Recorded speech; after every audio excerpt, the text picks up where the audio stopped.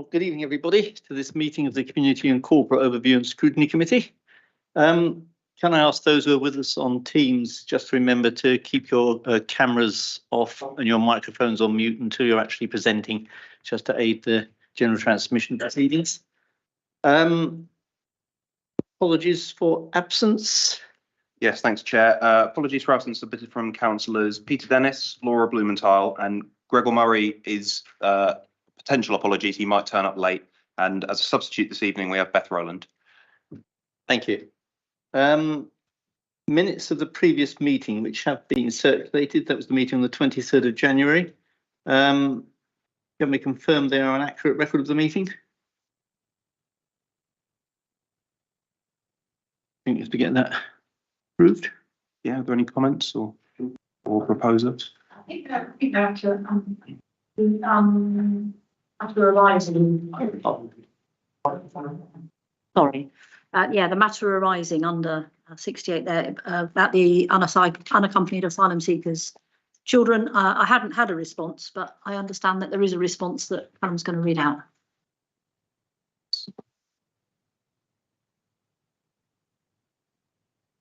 Yeah, I circulated that late this afternoon. If I just quickly, so there were two actions.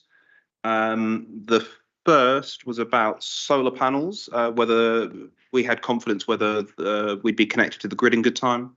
The response was that we have one current connection offer for the proposed solar farm at Barkham with a long stop date of October 2026, and that we work with the national grid very well, and we're hopeful that other proposed solar farms will be treated in a same fair way. And the question about whether we were responsible for unaccompanied asylum seekers who had left care to go to university. A bit of a longer response, but unaccompanied asylum seekers are looked after by the local authority under Section 20 of the Children Act 1989. Unaccompanied asylum children are entitled to leaving care services under the Children Leaving Care Act 2000 once they turn 18 and become a care leaver. Wokingham has duties to assist a care leaver, and these duties can vary depending on the length of time that they were looked after as a child. This can include help with costs of education and training. An unaccompanied asylum seeker child who arrives in the UK and became looked after within 13 weeks of their 18th birthday would not qualify for full leaving care services, i.e. university costs, even if they have been provided with support under Section 20. Asylum seekers are not always eligible for university tuition fees or student finance if their leave to remain has not been granted, as the young person may have no recourse to public funds and therefore will not be eligible for tuition fees or student finance. However, if their leave to remain has been granted, this means that they can apply for a student loan to cover course fees and living costs. If they have been looked after by the local authority, then depending on their care leaver status, they may be entitled to financial support in attending university.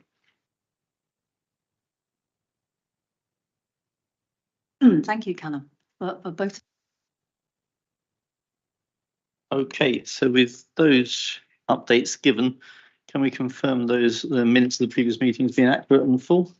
A proposer? Shirley? Seconder? Al, thank you. All in favour? Thank you very much. Are there any declarations of interest for this evening's meeting? No? Okay. You're not committee members, that's fine. Thank you. Callum, have we got any public questions? No questions, Chair. Thank you. Do we have any members' questions? And again, no questions. Thank you. In that case, I'll go on to item number 82 and welcome Area Commander for the local police force, Superintendent Andy Cranich. Give us an update on the work of the police force over the last 12 months. Thank you. Let me just get rid of that background. I've changed my computer and yet to put my corporate slides on, so do forgive me. Okay. Right. Good evening, everyone. Hope you can hear me okay. I'm going to share my presentation online purely because I've added another slide into the deck there. Plus, I've noticed a couple of inaccuracies which I've corrected on those slides. So if you'll allow me to do that, I will do that. Just get up on the screen.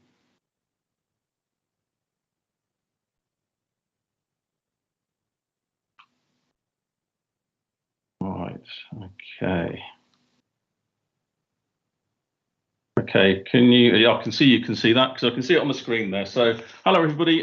Thank you for the opportunity to give you an update of where we currently are with policing in Wokingham. Obviously, I cover Bracknell and Wokingham from a local policing area perspective, but these figures are specifically around Wokingham. We found a system by which we can look at these accurately. These are last year's figures as well, year to date. So it's given you kind of an overview of the crime in a second, that my key priorities. I then just touch also then around some activity we've done locally with partners, and also talk about some successful operations, how collectively as a police area we contribute to crime and hopefully reduction in crime is our aim, and protecting people. And the final slide, which I've added in as of today, is one just around the force review, which I know a number of you from a council perspective are very, very interested in, because it's the first significant change we've done in some 13 years. And what does the impact of that look like? I can't sort of answer all those questions now, but I'll give you a very brief overview of it. So that's where I'm going through tonight in relation to these figures. So as a police area, Bracknell and Wokingham, everything's important, but somehow I've got to make sure that my officers prioritise what they do, so they're very effective in those areas of business, and links into our force plan and also into our PCC's plan.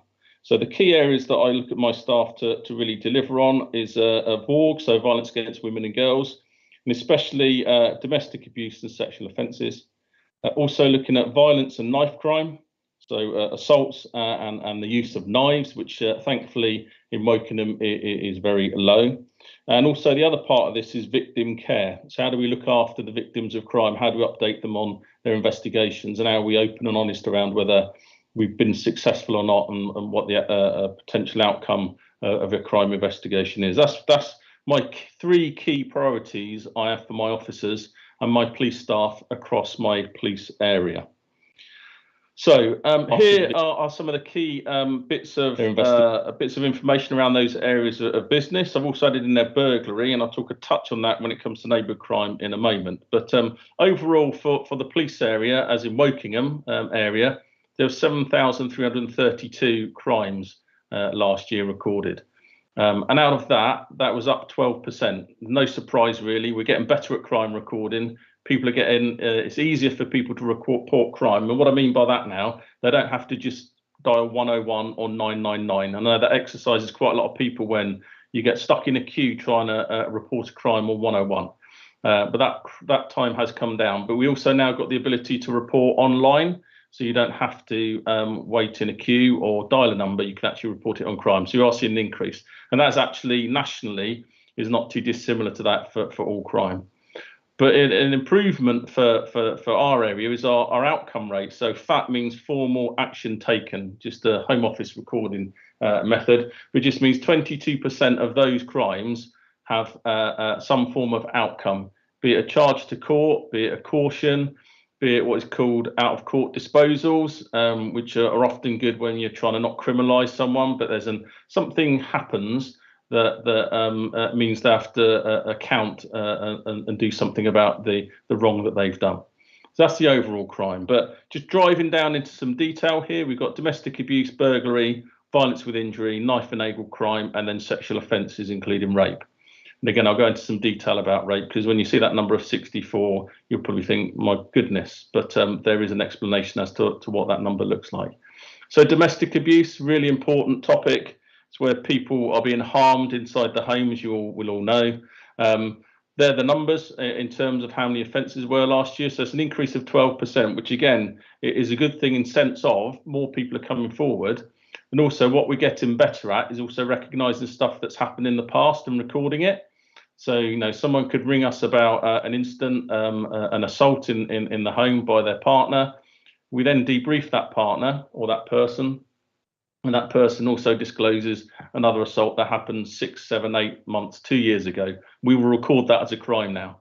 It gives us a much better sense of what is happening in that particular home, and also what the issues are around domestic abuse and how we might tackle that through partnership work involving third-party organisations, whatever it might be that helps us understand the big picture that is domestic abuse. Sits under the violence against women and girls predominantly, There are female victims within domestic abuse. Doesn't say that other domestic abuse victims aren't important, but that is the predominance.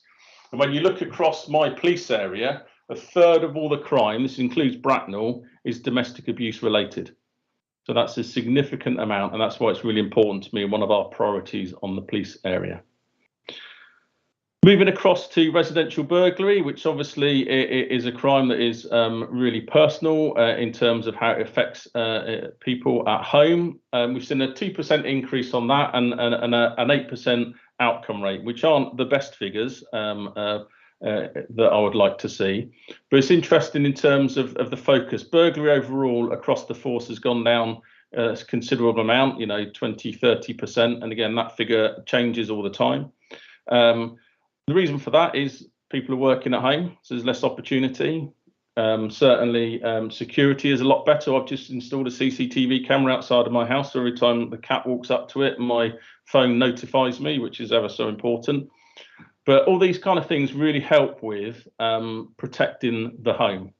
And again, the beaten crime plan from the current government, from Boris Johnson when he's in at the time, started talking about what's called neighbourhood crime. And what we'll be seeing next year, I think, with our new Chief Constable, Jason Hogg, John Campbell is retiring, as many of you will be aware of. There is a focus around neighbourhood crime.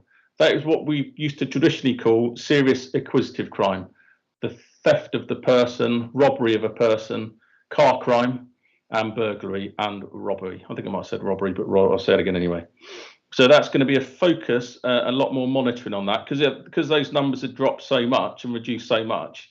We focus a lot more on those kind of crimes in the home and knife crime. But again, we just need to make sure we keep a good eye on that and understand what is happening. And I'll talk a little bit about that shortly with the structure of my police area.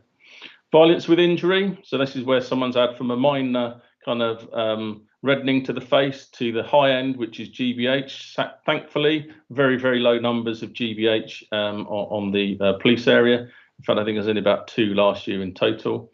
But what you'll see there is there's a reduction. So we're doing a lot of work to reduce that, and also an increased outcome rate. So a third, really, just over a third there of our assaults end up with some form of outcome.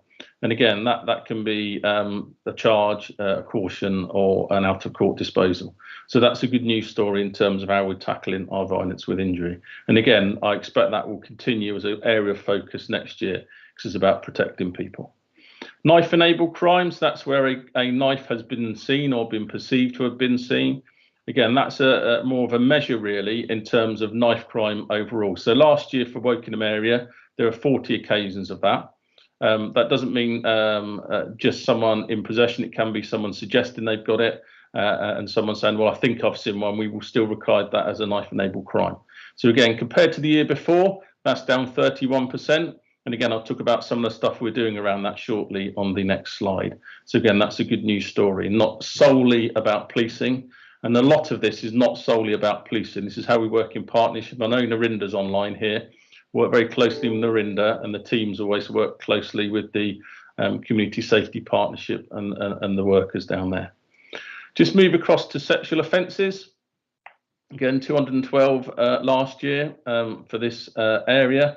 Again, that's an increase of 2%. And again, a number of these, and I'll talk specifically here about rape, so you get a bit of a context around this, because again, these can be kind of sometimes people may look at these and be alarmed by some of the figures they see, but there's a context around this. Now, in terms of the rape side of things, let me just go on to, you won't see this, but this is just had some work done around this. Of those 65, I think 65 there, if I'm embarrassing myself, 45 of them were domestic related. So what I want to try and put here is a context of there's often a story behind what is happening with a report of a rape. These are not what you would call stranger rapes, where someone has been attacked on the street. All rapes are horrendous, don't get me wrong, but it's the context around the safety for the community. These are often known offenders, sadly, that commit these offences. And in the case of domestic abuse, that is 45% of these cases. There are a number where the victim would not confirm if it had taken place or not. They'd reported it initially, but then they haven't confirmed it. How's that accounted for 15%? That was 10 of them. 11 of them were filed because the victim wasn't supporting for whatever reasons. They reported, but they chose not to support. We do everything we can to do and support them through it. 2, we couldn't identify the suspect because the victim wouldn't confirm any of those details. I'm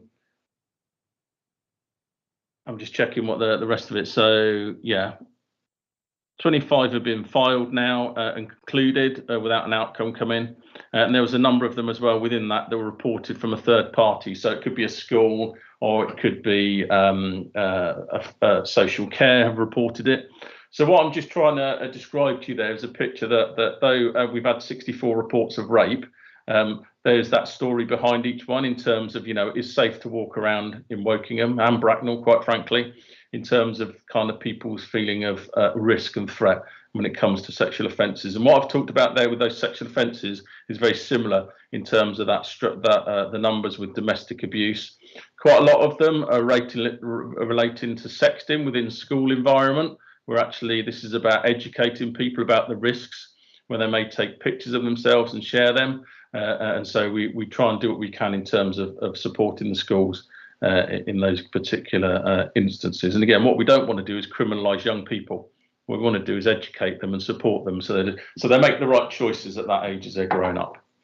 So that's an overview of the crimes, the key crimes, if you like, that I look for my staff to investigate and do their best to find a successful outcome.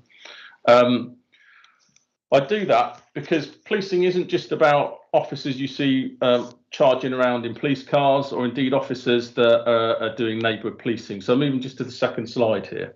There's a whole group of people also that sit around that to support it. So I've got a criminal investigation department, a CID, that works out of Bracknell and Wokingham. I've got a priority crime team, and I've got a tasking team. Now that sounds grandiose, like I've got hundreds and hundreds of officers. That's definitely not the case.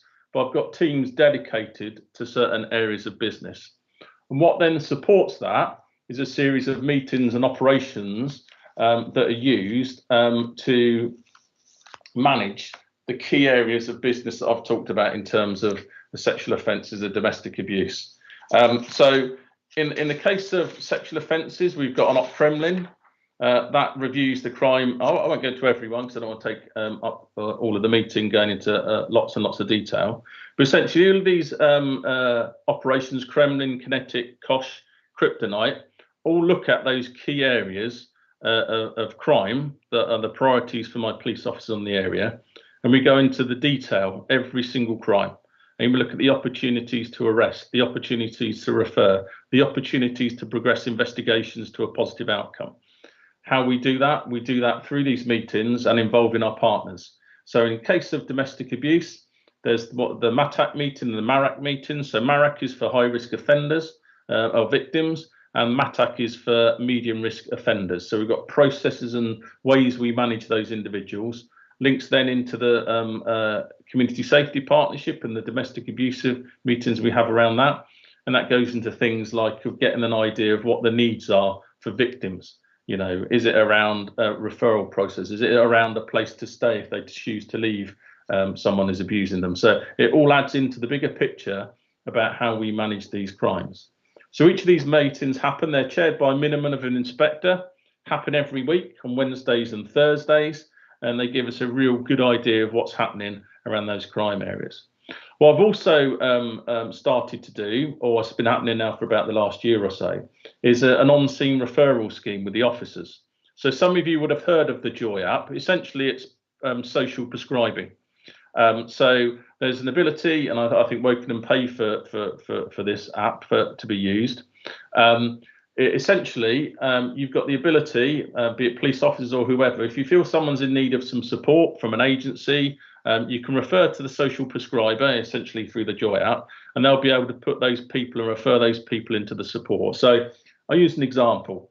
Officers go to a domestic incident. There's been no violence. It's a big argument they've had. It all stems from money because they've got issues around the cost of living. At the minute, if there's no crime there, we will record what we need to do in terms of a risk assessment, assess that risk. We might refer to our our MASH, our multi-agency safeguarding hub, because there might be some support there. But what I want officers to start doing is being a bit more curious and thinking, well, what has caused this? Well, it's the finance issues. Well, okay, if we refer to this referral scheme through the Joy app, I know there's financial services there that might be able to help them around debt, whatever it might be. So rather than just doing the police bit, if you like, also let's do the social prescribing side of the thing and refer those people into try and get some help and assist them. I think we've done 65 over the last year. And again, I'm just doing some work. I had a meeting last week just around, well, what is the outcome of that? How many people did actually take up that offer? So I've got some more work to do around that, but it's just another ability for officers to refer, officers to seek help for people other than just through the criminal side of thing that we seem to always think officers can only do. There is another side to it that I'm trying to develop around the officers when they go there. So that's kind of what I do around the LPA priorities, but picking up a few things around neighbourhood policing, and often these examples here are around our partnerships. This isn't something we just do on our own. So OPSEPTA is a national knife crime operation name, but we also have it as our local means to manage those who commit knife crimes, habitual knife crime carriers. Links very much into OPCOSH, which is the operation name for our weekly meeting. And by example, over Christmas, across the LPA, we did a knife crime operation. There were 13 arrests for weapons and violent crime. There was a number of weeks working on late shifts, paid for by the Violence Reduction Unit, who many of you probably heard of, which is very much a focus around serious violence and within that knife crime.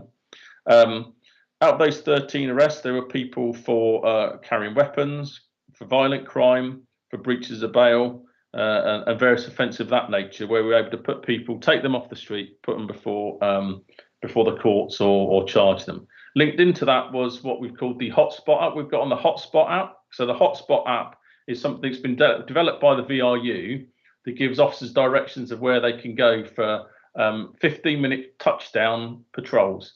They're in locations where violence has been identified as an issue over the years, and there's some work going on around the effectiveness on that and how that visible policing, that visible get out and walk around, talk to people, has an impact on crime in those areas, especially violence.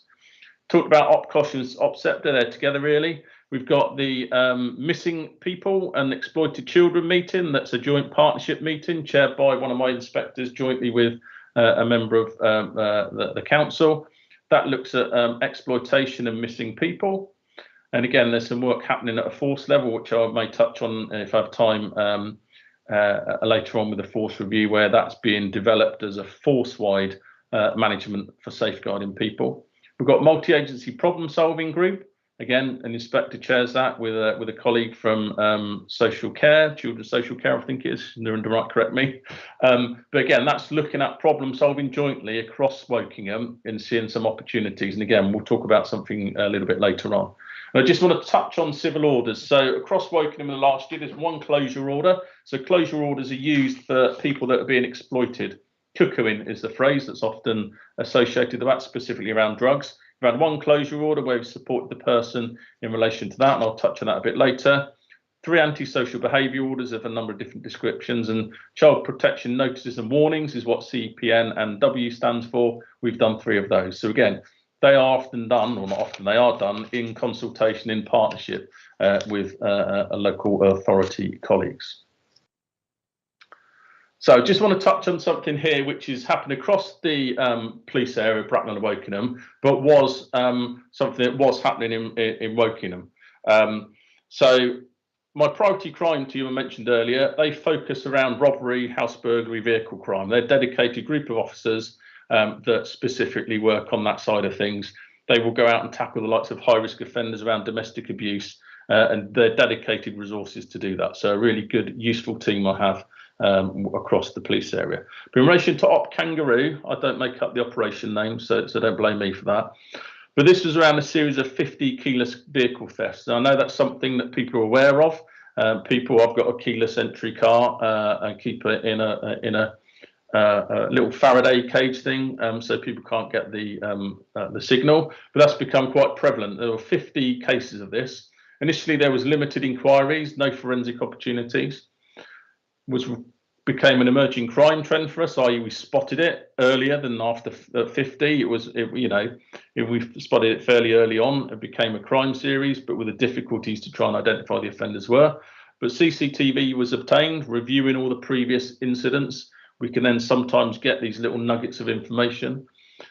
Intelligence teams used various methods to identify potential vehicles that were being used. Often they changed the cars on a daily basis they used to go thieving in. And then a range of overt and covert tactics, we were able to identify the two main offenders. They're arrested, pleaded guilty to conspiracy of 54 and possession of some drugs, because as we did a raid on their house and searched it, we found over £100,000 worth of drugs. Just an example of how those dedicated officers can make an impact, because again, sometimes it's only a car that's gone missing, but often that's a significant event for people. Especially if you rely on that for your work, etc. So again, just an example of how it's not just about frontline officers working to reduce crime. It's also about the teams you probably won't see working hard and beavering away in the background to have an impact. So just a couple of examples of partnership work. I talked about the closure order earlier. So this is what this was about. So the occupant was vulnerable to exploitation from drug dealers, so county drugs lines, etc., which we will all know about. Working together, the Woking Neighbourhood team and the council were granted an emergency closure order. That means we can close a place down for a period of time and set a series of conditions against it through the court.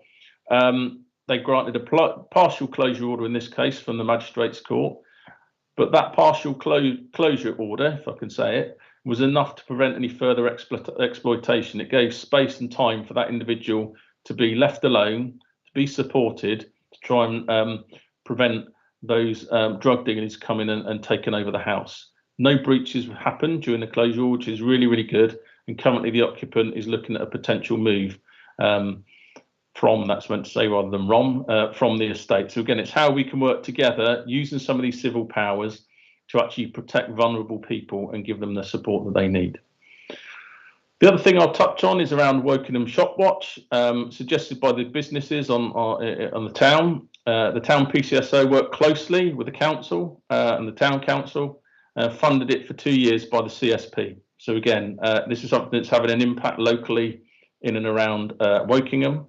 It's used to record ASB offences and message each other and share information. It allows us a very quick link into the companies and the shops and the businesses in the town to really identify and understand who's doing the crimes there. Because that earlier reporting, we're able to collate the information much more quickly, and therefore these prolific offenders that go out and do this shoplifting, we're able to get them and arrest them a lot quicker and make the place much better for those using the town and actually reduce the amount of crime that those businesses have to suffer. But it's been very popular. And I know there's some work potentially looking at Woodley shops, whether they may also like to think about doing this at the moment. My latest information on that. So again, that's sort of a bit of a tour around, I was going to say Bracknell then, forgive me, around Wokingham police area in terms of what we've been up to. So I've talked about the crimes, I've talked about my structures I have to tackle them, an example of how my crime team has tackled some organised crime group around those vehicle thefts, and a couple of examples here just around neighbourhood policing and how we work together closely to use civil orders and tackle crime with the local council. The one I've added in, which you won't have seen, is this one. So literally in last week, the force has made some initial decisions about the force review. Now, this shouldn't come as a shock to you. I hope not. I can't quite see in the room if there's big gasps of breath too far away, but hopefully you're aware of this. But essentially, the force is looking at reviewing how it does its business. 2010 was the last time we had a significant review of this level. But now, 2023, 13 years later, as you can see from just a couple of highlights I've put up there, crime demand has changed, greater focus on vulnerability. I've talked about that already. Prevention and early intervention is a really important part of policing now, as well as digital crime, cyber crime, etc. And again, the types of crimes, property theft, have fallen and been replaced by more complicated, harmful crimes. Your child sexual exploitation, sexual violence, and counter drugs lines, to name but a few. In addition, there was feedback from officers that the demand was so great they couldn't do a good job. Or couldn't do, that sounds horrible, doesn't it? But they couldn't do as good a job as they would like to because they were just being pulled all around the place. So we had to think about, as a force, how we might restructure. Now, these are very, very headlines in terms of what this looks like. And I'll explain what's happening after this, after the last point down here. So currently, you probably know, we've got 11 police areas across the force. I am a police area, not personally, but I am the police area of Bracknell and Wokingham. So it's me as the superintendent and 2 chief inspectors, a detective and a uniformed chief inspector. So what the force has decided to do in principle at the moment is look at a 5-area command model. Okay, so there'll be Oxfordshire, Buckinghamshire, Milton Keynes, Berkshire East and Berkshire West. I haven't put them all in there for space really, but in terms of where Wokingham would sit within that structure, it would be with West Berkshire, Reading and Wokingham. That would be Berkshire East. The structure for that in terms of command, there'll be 1 chief superintendent, 2 superintendents, 1 operational looking after response policing and neighbourhood policing, and 1 detective superintendent would look after CID and the crime teams, and also what will become a harm reduction unit, which will look at safeguarding. But I won't go into lots of detail because you will have an opportunity to see all this later on, hopefully in the coming months or so. Well, less than that, in the coming month. So timeline for this, in terms of this structural change potentially happening, if it's fully agreed, it's not actually been set in concrete yet by a new chief constable. We're unlikely to see any changes here for at least a year. It's going to be piloted somewhere else in the force, and then it's going to be rolled out sort of area by area. Because Bracknell and Wokingham is likely to be, well, in the structure is going to be split. That's why it's going to be left till last, because there's some personnel and issues to be managed through that. So slightly more complicated than the other areas that are, for example, Oxfordshire was already 1 big county. So I'm in the process of writing an email in terms of then relaying the latest information to yourselves as a partnership. That will go through the chief executive to then send out, because I haven't got everybody's email address. So I'll be hopefully sending that in the next day or so. Within that is further information than what I've said here. It goes into much more detail about the why, really, and then it talks a bit more about the structures, but it also gives you an opportunity to feedback. And I know you were a bit concerned just before Christmas, a short time period, that you had to respond back. There's an opportunity to do further response, and also there'll be some online events that Chief Superintendent, who's running this at the minute, will lead, where you'll be able to dial in on Teams and get much more information, and I imagine there'll be a question and answer session in that as well. So I'm going to get that information to you. Hopefully, I noticed an error in it, so I wanted to make sure it was accurate before it came out to you. So that's all being sorted, and I'll get that to you as soon as possible so you can go into more detail in and around that information. So significant change coming in terms of internally within the force, but probably some of the highlights just to talk about that. There's going to be 80 more neighbourhood police officers. There's going to be increase of police officers anyway through the restructure into neighbourhood policing, and a real focus from both the Police and Crime Commissioner and also from our Chief Constable that neighbourhood policing is a really important part of how he wants to deliver policing across the Thames Valley. So a lot of investment in that. There's going to be, out of that, 10 mental health officers that will sit within neighbourhood policing. Neighbourhood policing be a really significant kind of impactive issue for us in terms of the demand. There'll be schools officers returning, which I cheer, because we really do need that in terms of that liaison into the schools. I've talked about the harm reduction unit. I won't go to everything, but again, there are some good positive messages in there. It will look different how we may engage with you. That'll be something I know you're concerned about, but I think with the structural changes, with the 4 chief inspectors and detective chief inspectors that I neglected to mention a moment ago on point number 3 there at the bottom, again, there will be that contact directly into you. And again, for response policing, it's essentially remaining the same. So the resources will be working out of Wokingham, they'll be working out of, or Loddon Valley, should I say, they'll be working out of Reading, they'll be working out of West Berkshire and servicing those locations as they are at the moment. There's no desire, as I currently understand it, to change any of that. So I don't know how long I've been going on for, Callum, probably far too long. You're going to shout at me. But I will pause at that point, probably to take any questions, I would imagine. Andy, thanks very much indeed for a full presentation. I'm sure I'm not alone on the committee in thinking the last slide is the most intriguing one. In the interest of time and just for completeness, I wonder if it might be possible to suggest, Callum, that we bring that item back to another overview and scrutiny committee meeting sometime in the next couple of months. We can spend all night tonight debating it with no information at hand. But if we look forward to do that sometime, where we're now March, maybe June. Yeah, just ask Andy.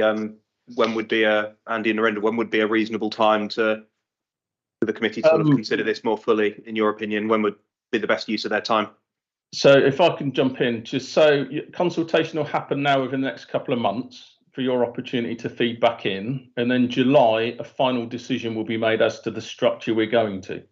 That's the current timeline. So it's going to go out. We've informed our officers, or currently doing that. We're then going out to you guys as a key partner and all the other partners we link into, and then obviously the public as well. So that's happening over the next coming months. That information is going to come back in and then be collated to shape what we do.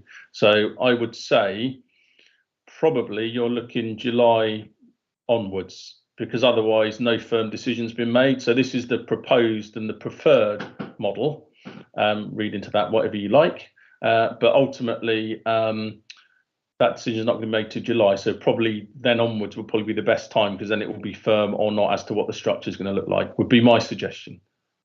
So the question is, do we want to feed in before or after the decision's finalised? I would think before. So if it's before, in which case it would be either would be May, because we've got a meeting at the start of July, but that wouldn't give any time for. If I could just say, the method for feeding back is not through me, and I mean that in a nice way. I mean, my job at the minute is just to pass the information to you. The feedback process is explained in the communication I'm going to hopefully send out by the end of this week at the latest, hopefully tomorrow, and that describes how you can feed back. You can talk to me in the scrutiny meeting here, but it's not the best method of feeding back. What I'll be sharing with you later this week will be the way to feed back directly into the review team themselves. I think, I've mentioned the committee's views. My feeling is that actually we would like to use this committee to actually form our own views, and if we feed back through the appropriate process rather than direct through you, Andy, so be it. But I think that's fine. To play to get a view together. Yeah. So can we sort of put something in the timetable for?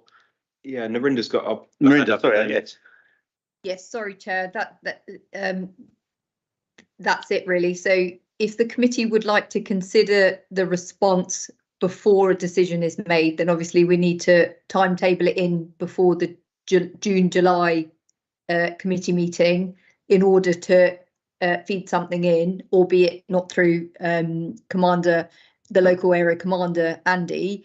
But if we would like to then bring it back after a decision is made, then obviously that's post the July timeline. So it was all dependent on what the committee would like to have as an outcome, really.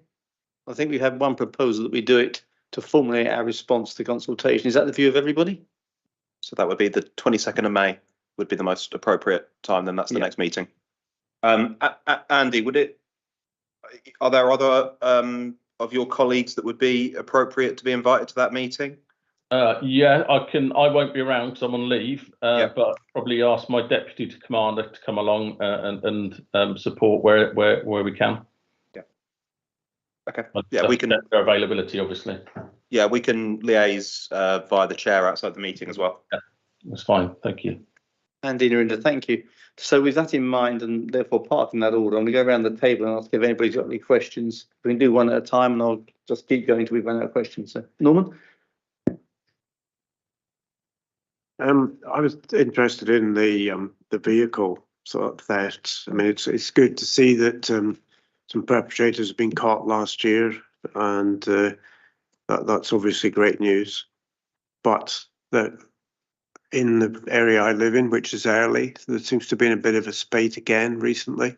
I don't know if it's the same offenders that have got out of prison, or this is another part of the same group, or some different group.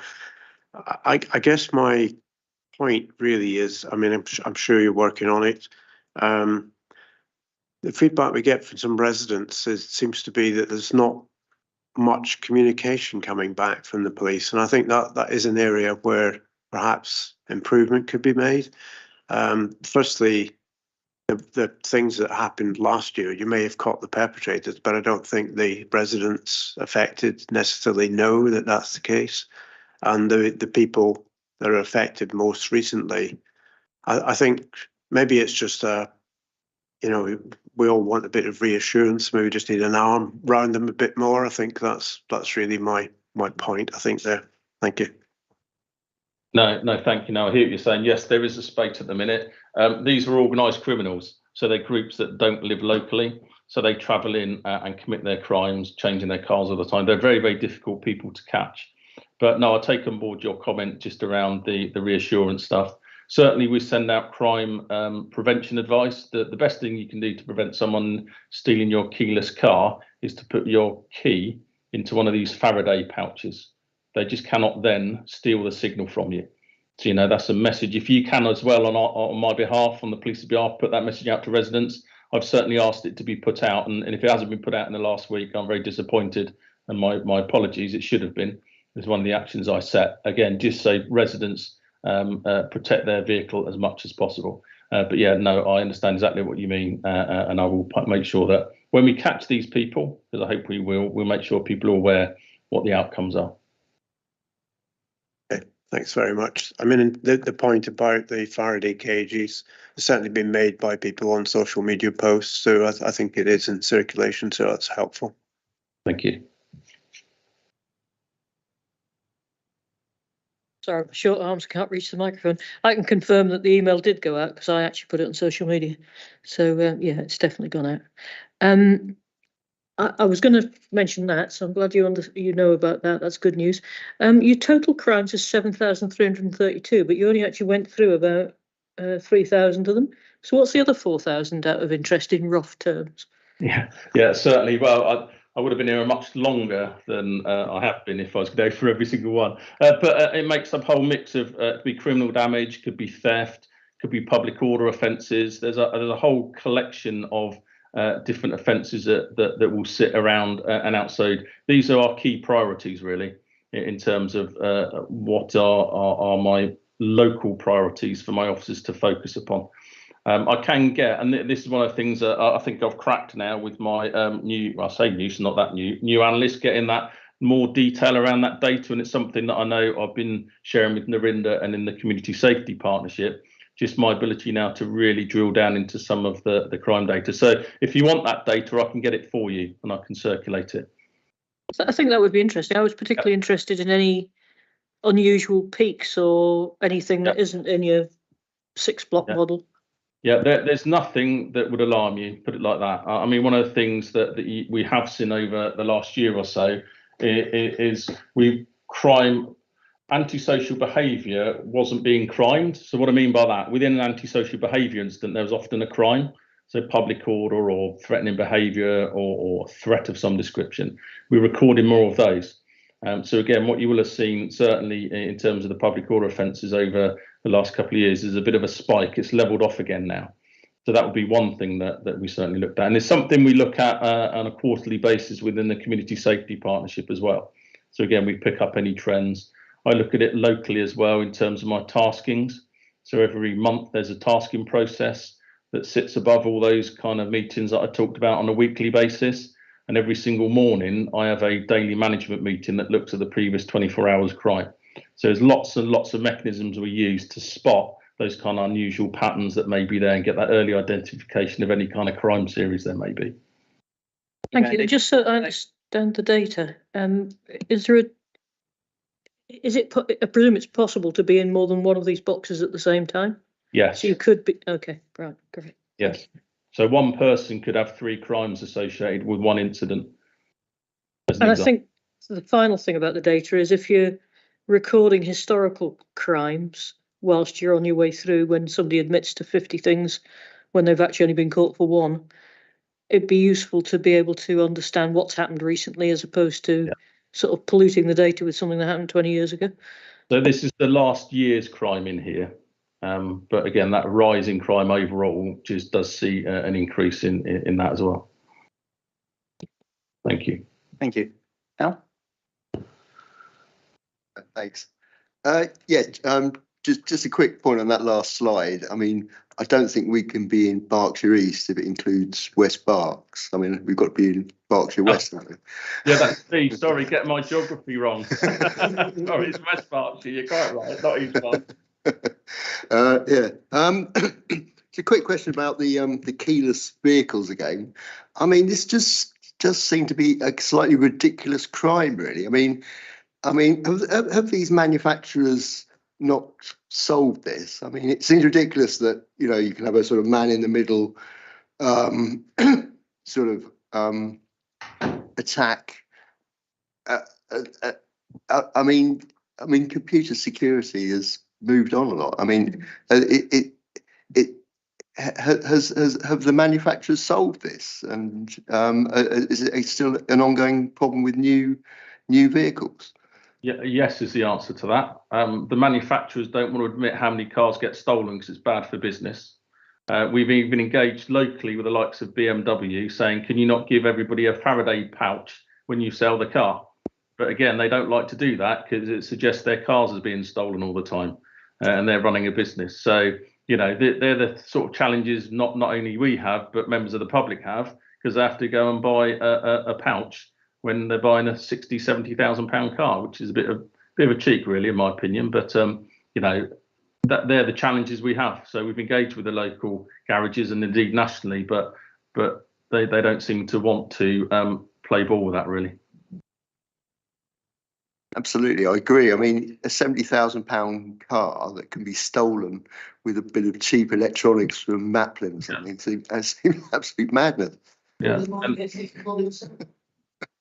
And my other question was just about the on the domestic abuse figures, 2,289, 6 a day sounds a lot. But how many? I mean, is this the same victims in this 2,289? How many actual victims or households are we talking about here? I mean, it can't be 200,000. Can't be 2,000 separate households. There will be repeat victims with that. I don't have that data now, and I can probably find it. But that's why we have our Kremlin meeting that looks exactly those things around repeat victims, repeat offenders. We've got the domestic abuse network and partnership that Narinda is probably going to come in and talk about in the moment, where we can offer support. So yes, and again, they're crimes. So one person could say I was a victim of domestic abuse. I could have an assault. I could have I don't know, some criminal damage happen to me as well. Could have been assaulted a couple of weeks ago as well. So again, it does add to multiple crimes that add to that number, if that makes sense the way I'm explaining it. Hopefully it does. Yeah. Okay, yeah, thanks very much. I didn't know. Sorry, I think I missed you. Sorry, I think I had a bit to Narinda. Sorry.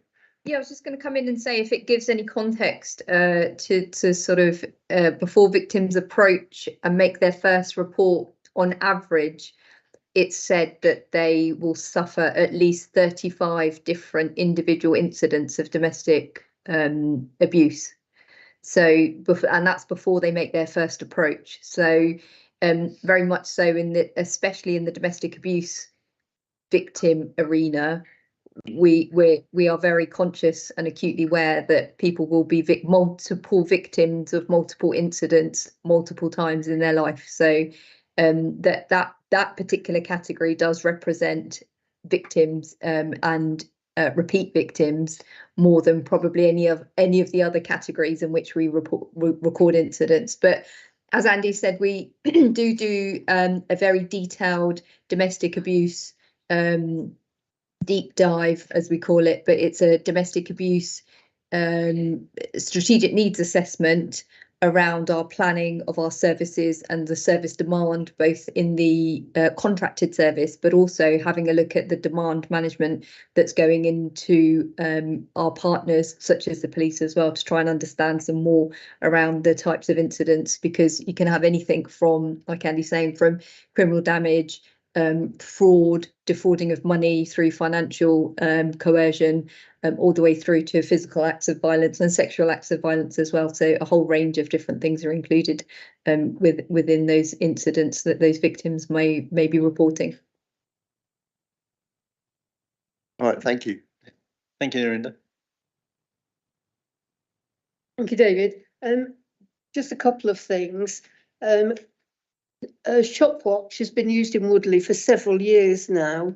It waxes and wanes depending on the profits the shops are making, because of course they have to pay for it. And sometimes the town centre initiative reboot it. But I think it would be very useful to have the police involved in relaunch is a bit too strong, but a reawakening.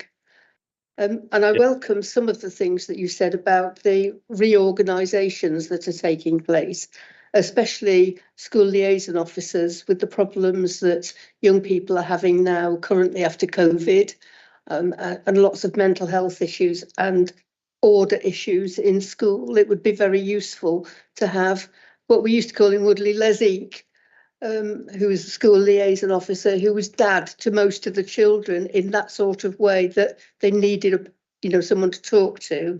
And that's very useful. But isn't neighbourhood policing something that we've done before and you dumped a few years ago?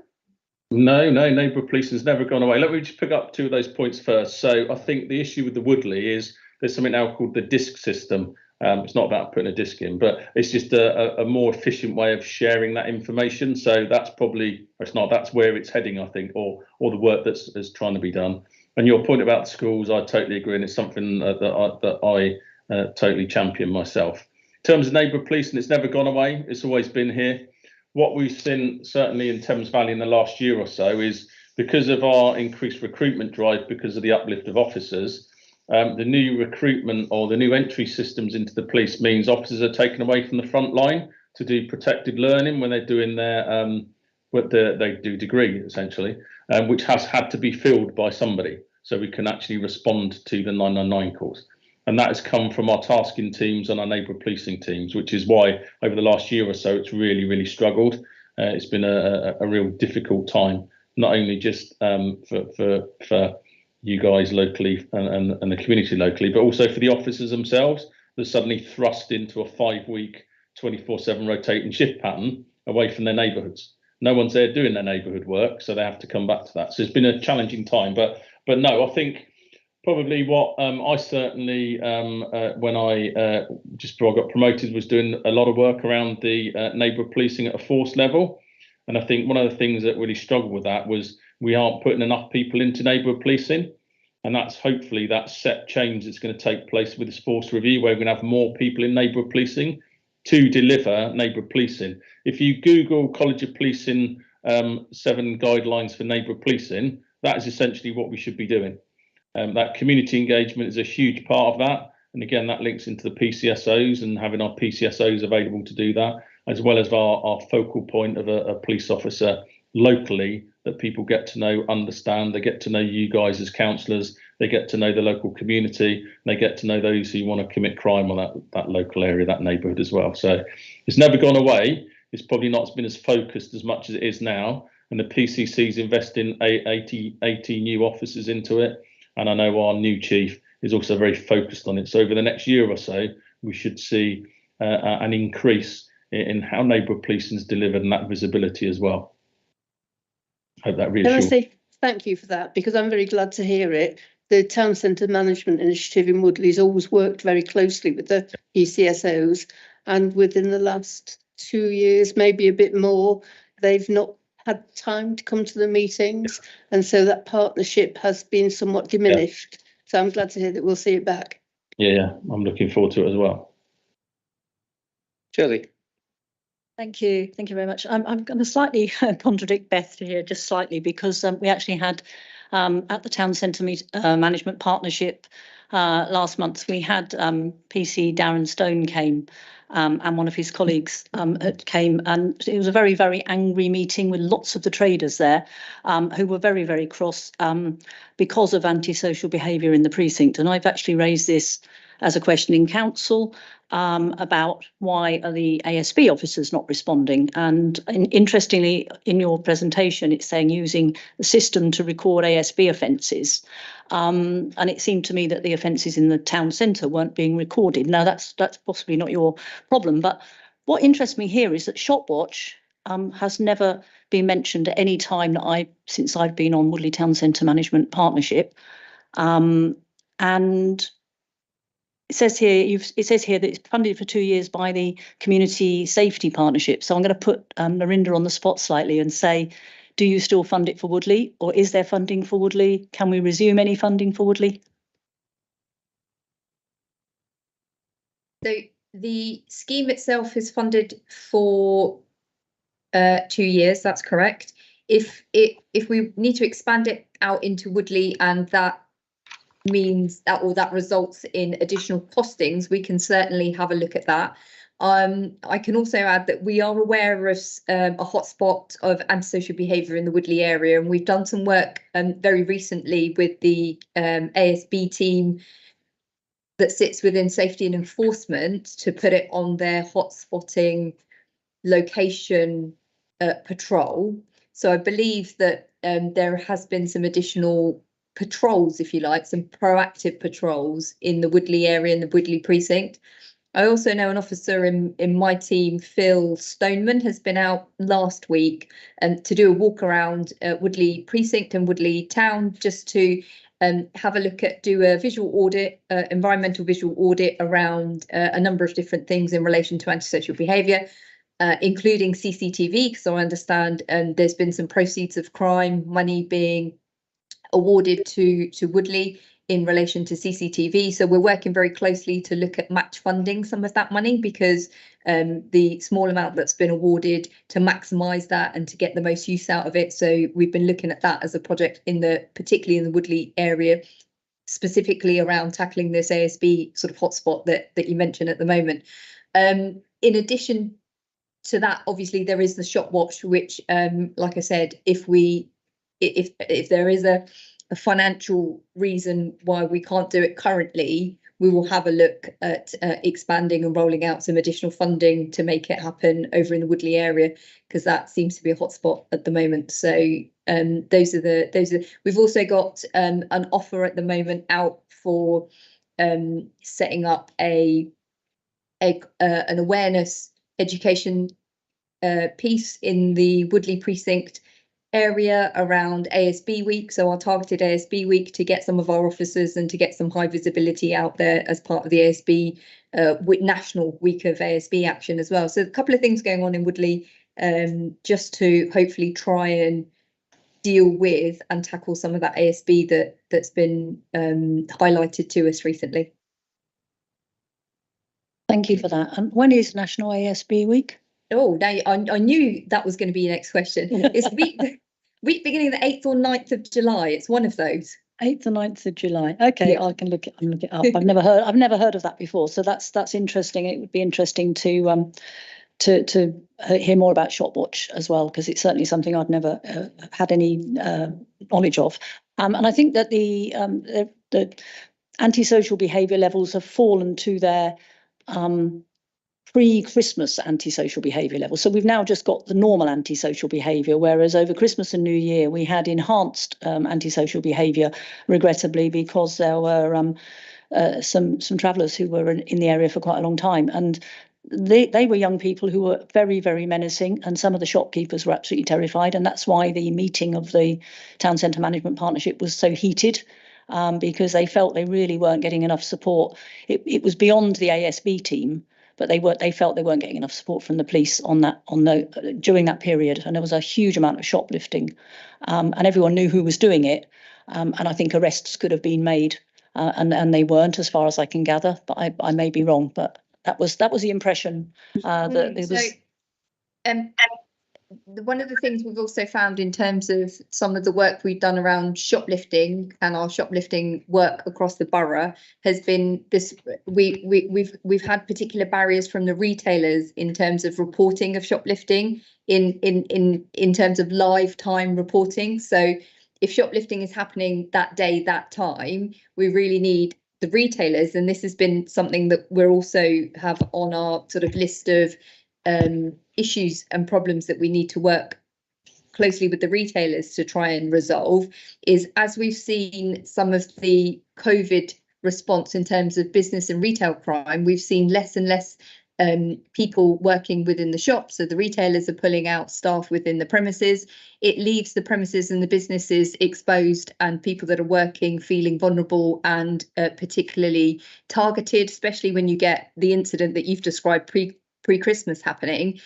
They've got a responsibility to serve their customers, so they're trying to do their job whilst trying to deal with the antisocial behaviour, and they haven't really got the time and the resources to make the reports, feed it into the team and feed it into police colleagues as things are going on, and therefore we're not able to deal with it in a timely manner and deal with it in a partnership way. So there's a number of different things that have been identified to help us try and help the situation, but the retailers strongly, we've seen across the borough, need to take some responsibility around their security and their staffing of their stores as part of that problem solving approach, really, to dealing with that.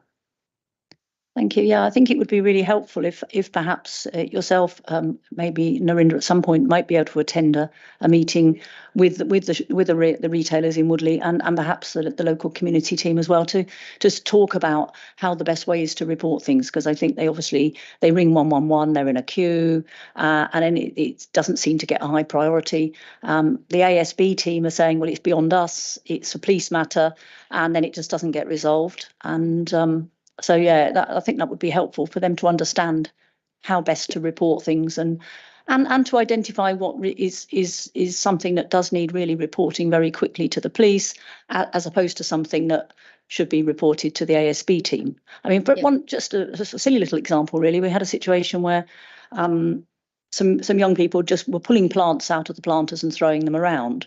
And it was reported to the ASB team, who said, oh, no, that's criminal damage, that's the police. Now, the police are never going to come out for a few kids throwing plants about the precinct. So there's clearly a gap. There are some things that will fall through the cracks. Yeah, and that's a really good example. But I think where we would look to pick that up is, that's not, I want to speak for Andy and his officers, but what was that, you'd fully understand if that wasn't prioritised as the highest response level. What we would like to do is utilise things like witness reports or CCTV to identify who those individuals are, either work with the schools officers or the local schools who may know who they are, either through pictures or other means. And then, we've got a whole system approach in terms of antisocial behaviour contracts, antisocial behaviour acceptable agreements that we can then work with parents and work with individuals who are causing antisocial behaviour in precincts and other locations to issue. And like we said, without criminalising them, hopefully curb the behaviour that you've just highlighted. Okay, thank you on that. Thank you. Chris.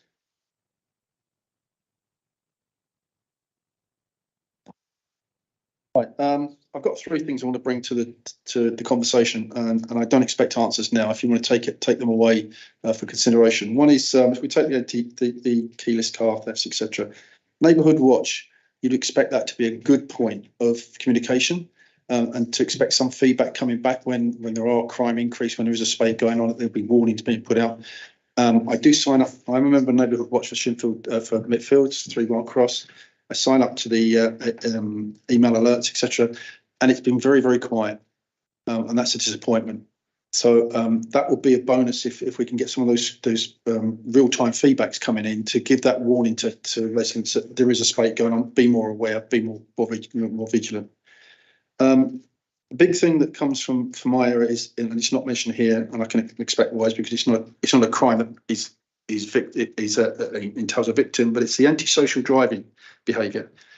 Using the A33 as a drag strip down Mere Oak, the car meets, etc. That it's not a victim. There's no victim to the crime other than the fact that people's lives are being disrupted persistently to the point where it's becoming uncomfortable to live in the area.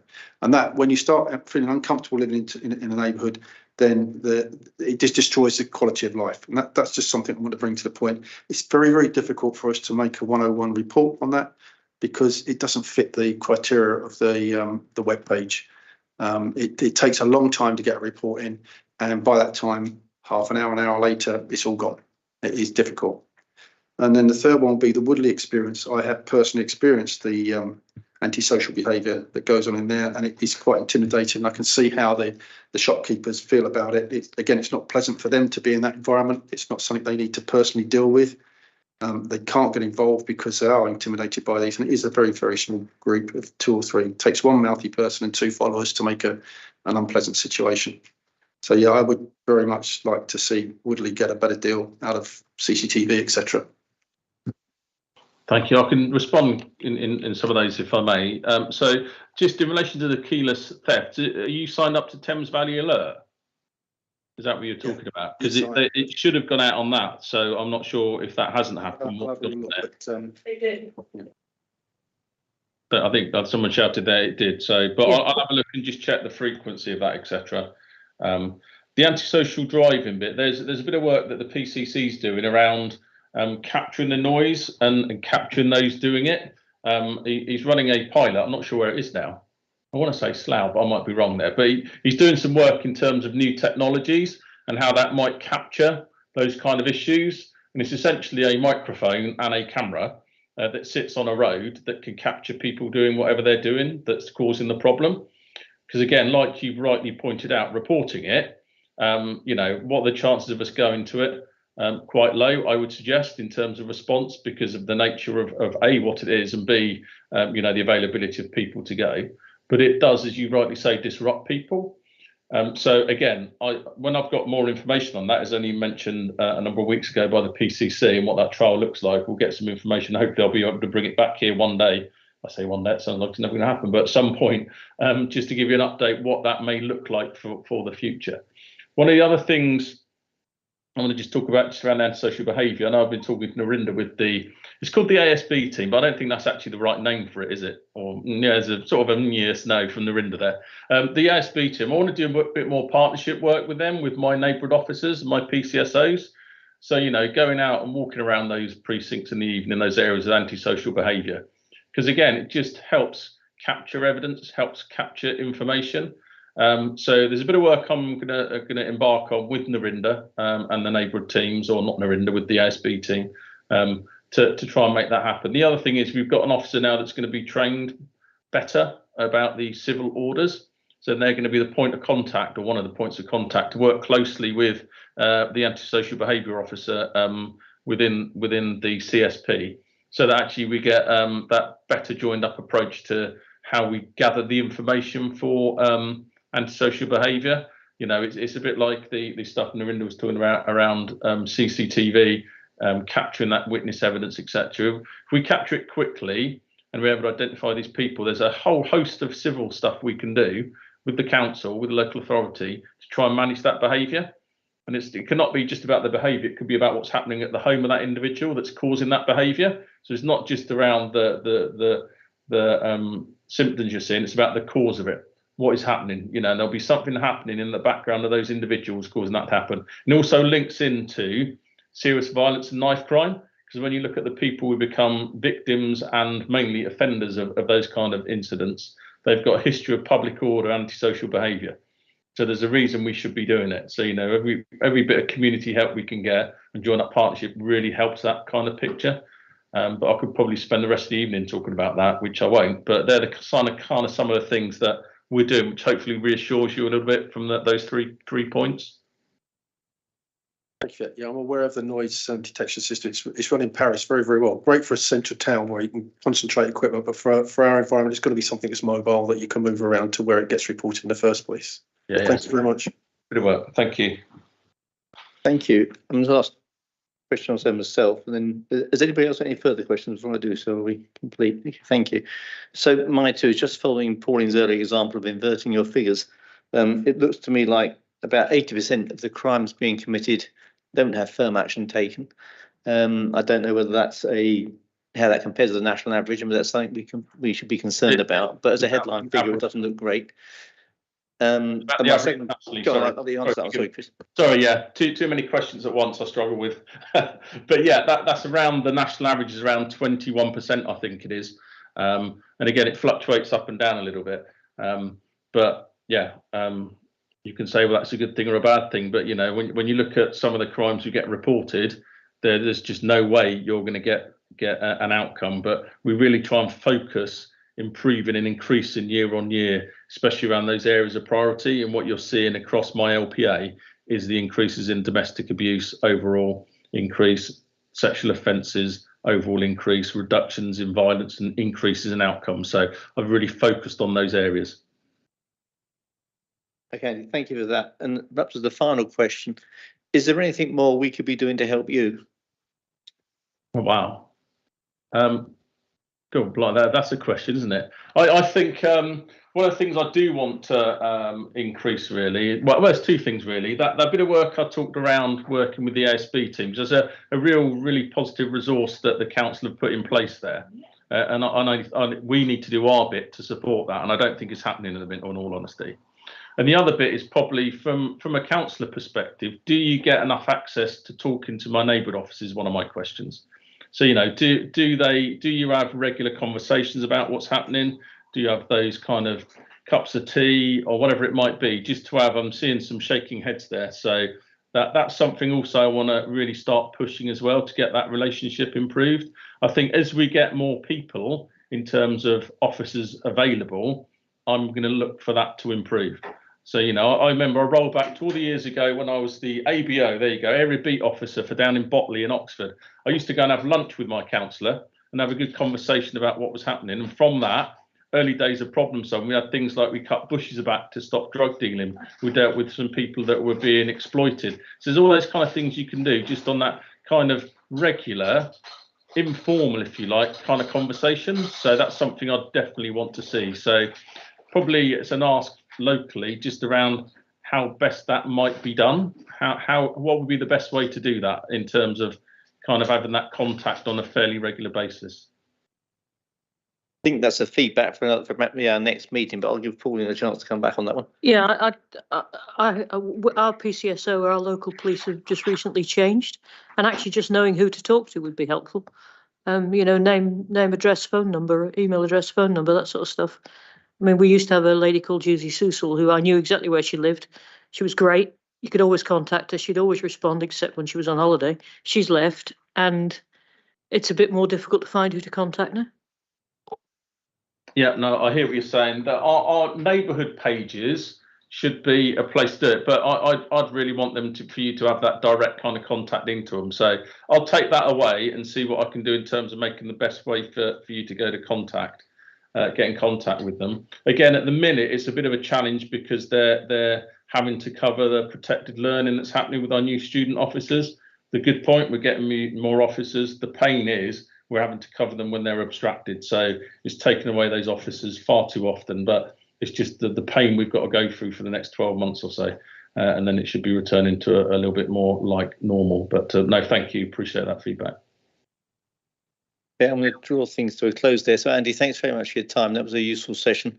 It sounds like we'll be seeing you again in a couple of months, and who knows, maybe a couple of months after that. No problem at all. Yeah, thanks very much for your time. You're welcome. Thank you. Goodbye, everyone. Right. So I'm now going to move on to what I hope is a very, very patient Dave Crease from the local fire and rescue service for an update on the local fire and rescue service. Dave, are you there?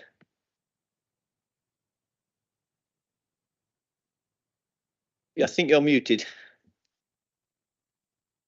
Yeah, you'd think we'd all have a good hang on Teams by now, wouldn't you? But thanks for inviting me to come along and present. So I'm going to try and seamlessly share my presentation just as Andrew did, and hopefully I'll be as successful. hopefully you can all see that now. So it's essentially very similar to Andrew. I'm hoping to give you a run through of some of our areas of focus over the last sort of 12 months. And then a little bit of a look forward into the future, as we've now got our CRMP out for consultation. So I'll just go through some of the key points of that are quite important, that we're asking members of the public to consult on with us. So my name's Dave Crease. I'm the hub manager for Central Hub. As some of you may or may not know, the service is split up into 3 hubs. So we've got East, West and Central, and Wokingham sits in Central alongside Bracknell Forest, which are my areas of responsibility. But the key figures I've got, or the key areas that I'll talk about tonight, are more specific to Wokingham. So most of our work is split up into 3 categories. So we've got prevention, which is where we seek to support vulnerable people out in the community, with fire safety advice in the home, etc. Protection, which is where we work with local businesses to enforce the fire safety within the local businesses, provide advice and guidance so that people can comply with the RRO. Particularly now we've got the Fire Safety Act that's just come into force as well. And then we've got the response element, which is where we're sending appliances to incidents to resolve incidents when we get receiving 999 calls, etc. So just looking at the prevention activities over the last sort of 12 months, we've done just over 1,000 safe and well visits in Wokingham. So our safe and well offering is essentially where we would go out to people that have been perhaps identified as vulnerable or more susceptible for fires in the home, out into the community, and we'll go up, we'll put a smoke alarm or a number of smoke alarms if necessary, and provide advice around fire safety. These cases have become increasingly more complex now, particularly since we've come out of COVID. We've seen a lot more increases in hoarding, etc., etc. So that risk is becoming more increased in the home. So we're starting to issue fireproof blankets or pajamas, bedding where people are bed bound and they smoke at home. So there's a number of other offerings that we do provide, as well as just smoke alarms now, to try and address some of that risk. Threats of arson. We've done 12 threats of arson within the last year. Generally, threats of arson come to us via the police. Our police colleagues report this. So where they may be responding to domestic violence or other threats of abuse with people, if there is a credible risk of fire or arson, the police will feed that through to us, and we respond within 48 hours is our measure, which we managed to do 100% of the time on the 12 threats within Wokingham Borough. We'll go along, we'll fit additional fireproof letterbox, arson-proof letterboxes, fire retardant sprays around the front doors and openings and things like that. So we've introduced an evaluation tool to measure the effectiveness of our safe and well activities. This is one of our areas for improvement from our previous inspection from the HMI CFRS. So we're currently looking at how we're doing our safe and well offering and trying to understand how much that has reduced risk since we've had a visit. So we look at the risks that were present when we went, and then we go back, I think, over a series of 3 evaluations to see, A, have we reduced that risk, and have they maintained those good habits or, that advice that we've given, or do we need to go back and do another visit and maintain a presence with those people? We've also got a quality monitoring survey attached to our safe and well visits, which is really important just to ensure that we are reaching all areas of the community and everyone is having equal access to the services that we're providing. And then we've got increased attendance at partnership meetings. We just heard Andrew and Narinda talking about the CSP, but there's also the problem solving task group, community futures working group, and other areas that we're looking to support where we possibly can.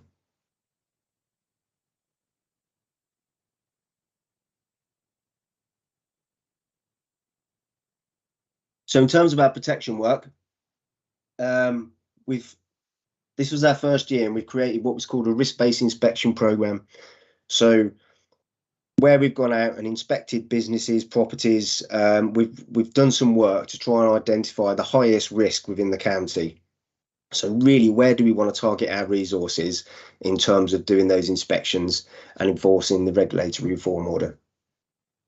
So essentially, everything deemed as very high or high now across Woking and Brattle Forest have been visited, have been inspected, and the necessary follow-up work has gone into supporting that. This is the first year. We're probably coming up to a bit of review time now for that to see how effective that has been. Have we, you know, our intent was to reach the highest risk. Have we done that essentially? Do we think what is the highest risk remains so, or have there been some other areas that have come up via fires or other means that we need to now build into that risk-based inspection program? So it is very much an evolving project, but it's been really effective in allowing us to focus our work and our resources essentially. Similarly to our prevention work, we've implemented a quality assurance process for our protection activities, ensuring that our staff are providing a consistent service, consistent advice, and where we are enforcing, again, that consistency around how and what we're enforcing is the same across the county and with neighbouring services as well. Following the Grenfell Tower fire, we implemented a high-rise residential building project where essentially we had to go and visit every single high-rise or building that fell within the category of a high-rise building across the county, do an assessment, look at obviously external wall cladding, etc., and do a report on that. That has all been done. So every high-rise across the county has been done and inspected. And that work is, for some of those, there was some enforcement activity that is still ongoing, but that has now been moved back into the hubs and being managed with local teams who have that local knowledge to be able to continue and work with the responsible people.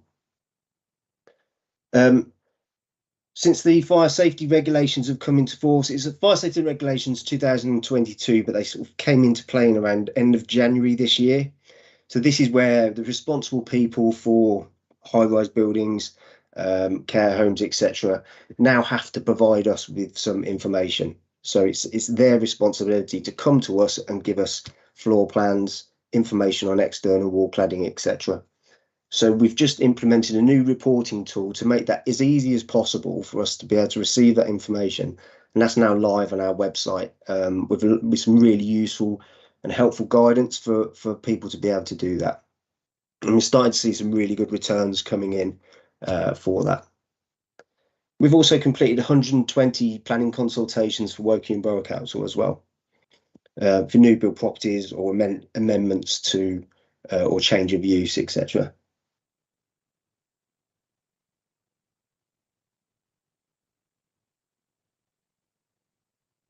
So from the response activities in Woking and Borough, we've attended just over 1,000 incidents, achieving an appliance within 10 minutes, 64% of occasions.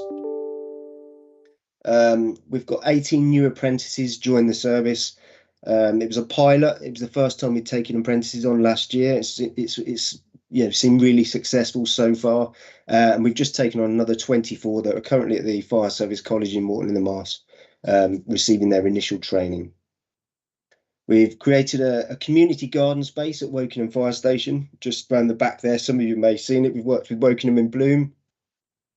And we've got a really nice, quiet community space that any community group can sort of book out and use that space to spend some time. And just, it's a really nice project that the station have worked on. They've done it on their own back and just made it available for the wider community, which is really pleasing to see. And some really sort of good work from the teams that are really sort of focused on sort of trying to engage with some of those community groups. We've got an operational, it should be operational exercise schedule, not training schedule there, to enhance our operational preparedness. So this is really focused on multi-agency response. So trying to work with our partners, with police, ambulance, local authority in how we respond to incidents. So we've got a schedule where we will see at least 4 within the central hub, 4 big hub exercises each year.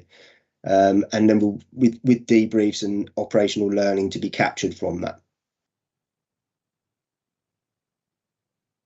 And we've completed all our outstanding operational visits to high-risk premises. So off the back of COVID, during that period, it was really difficult for our operational crews to go and look at some of the high-risk premises and do visits, familiarisation visits, and understand some of the practicalities and the risks, the associated risks that sat with those. So when we came out of COVID, we had a reasonable backlog of wanting to go out and get back in and engage with some of those premises again. But it's really pleasing now that we've got to a point where we're up to date and we've been out and seen all those high risk sites, and we've got that up to date information that are available on our mobile data terminals on the front of appliances as well now.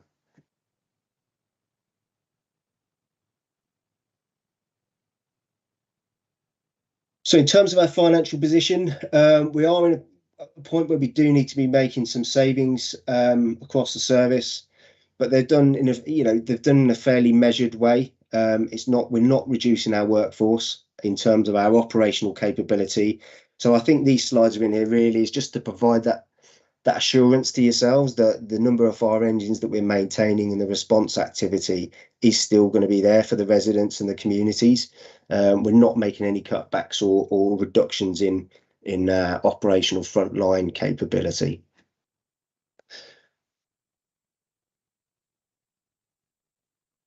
And essentially, we're looking to make some efficiencies around installing of LED lightings, for example, and solar panel systems, and that will hopefully make some savings for us as we go forward into the future. So just looking forward now, we're at a point where we're out for public consultation for our community risk management plan. So the community risk management plan is, we're obliged by the Fire and Rescue Services National Framework to have a CRMP, and essentially it's a document that identifies the risk that we see with it across Berkshire, and essentially how we aim to or how we want to meet or address that risk essentially. The CRMP is owned by the Fire Authority, but as a service we put it together. It goes out to consultation and then is accepted by the Fire Authority essentially. So we're just at a stage where we're out for consultation, but really there are 6 key points that we're looking at that we're asking the public to consult on. So I'll just run you through those very quickly and then give you a chance to ask some questions. And I'm hoping that many of you would, or if not all of you, have already consulted and provided some feedback. But if not, the consultation is still open, so I'd urge you to go on our website and do that if you would. But number one, we're looking to develop an integrated service delivery strategy. So at the moment, I talked about the prevention, protection and response activity that we do. And what we want to, we've got 3 different strategies, but we want to bring them all into one single strategy essentially, because they are very interdependent. We don't just have response incidents anymore. We do, if we go and respond, we normally will bring into our prevention teams or our protection teams to follow up and build on that initial contacts and that initial response to provide support where necessary. And equally, we know in the more rural parts of Berkshire, particularly over in the west, where response times are particularly difficult. Now, clearly, we can't move our resources out of the more built up, busier areas to go and sit over there. But what we can do is increase our protection, increase our prevention work to reduce the risk as much as possible. So it just makes absolute sense to have an integrated strategy for all 3 of those to come together and be as effective as possible. Priority number 2 is to develop a risk-based prevention program. So just as I spoke about the protection one, where we've identified those highest risk businesses that we want to go out to, we now want to have a risk-based prevention program where we've identified the most vulnerable people in the community, and we're deploying our resources to support those people essentially. So this will involve greater partnership working, much more referrals from other organisations to help us identify those vulnerable people, and provide them with a service to make them safer in the home, essentially. Develop our response model to ensure that we're providing the most effective response within Berkshire. So this is about just being slightly reviewing our flexi duty officer cover, making sure that we've got the right special appliances. We've seen a real impact from climate change. So in the summer, we've had particularly busy summers with wildfires, where, you know, this year was particularly crazy with a really hot summer, and that really impacts us. And we really rely on those specialist appliances, so off-road 4x4s, water carrier, etc., to be able to go and deal with those. And equally, in the sort of winter months, flooding is becoming more common as well. So we want to look at those specialist appliances and the resources we've got to make sure that we are able and ready to deliver an effective response during those, not just normal periods, but some of those spate periods as well. So priority number 4, review our non-statutory incidents to determine which the requirement for instance we attend. So it's about focusing under the Fire and Rescue Service Act. You know, we're obliged or required to provide a response to a number of incidents, but there's also a lot of stuff where we do support and provide a response, and it's just having a little review of that, making sure that we are continuing to focus in the right area. And if it's not a statutory duty, easy for me to say, that we're working with our partners to just make sure that we are considering what is actually the best response to do that. So it's just a review of those. Priority number 5 is to develop our protection services. So this is about how we're engaging with businesses. We want to really have a review of the guidance and the advice that we are providing businesses so that they can conform to the regulatory reform order.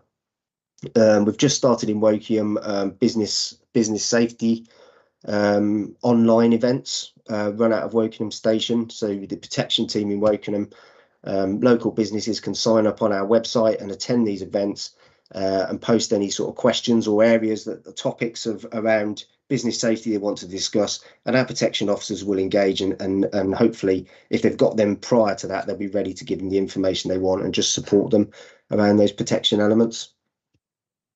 And number 6 is about ensuring that we maintain our minimum 14 frontline appliances using a combination of our whole time and on-call staff. At the moment, we're very heavily reliant on our whole time staff, but that does limit the training and exercising that they can do to provide that frontline cover. So we want to develop our on-call staff and our on-call stations to get additional resilience so that we can have a bit more flexibility in how we provide that 14. So we're still going to maintain that high level of response, but just how we do that is just trying to use a combination of both on-call and whole-time staff. So you can just see the bottom there, I've put our website on the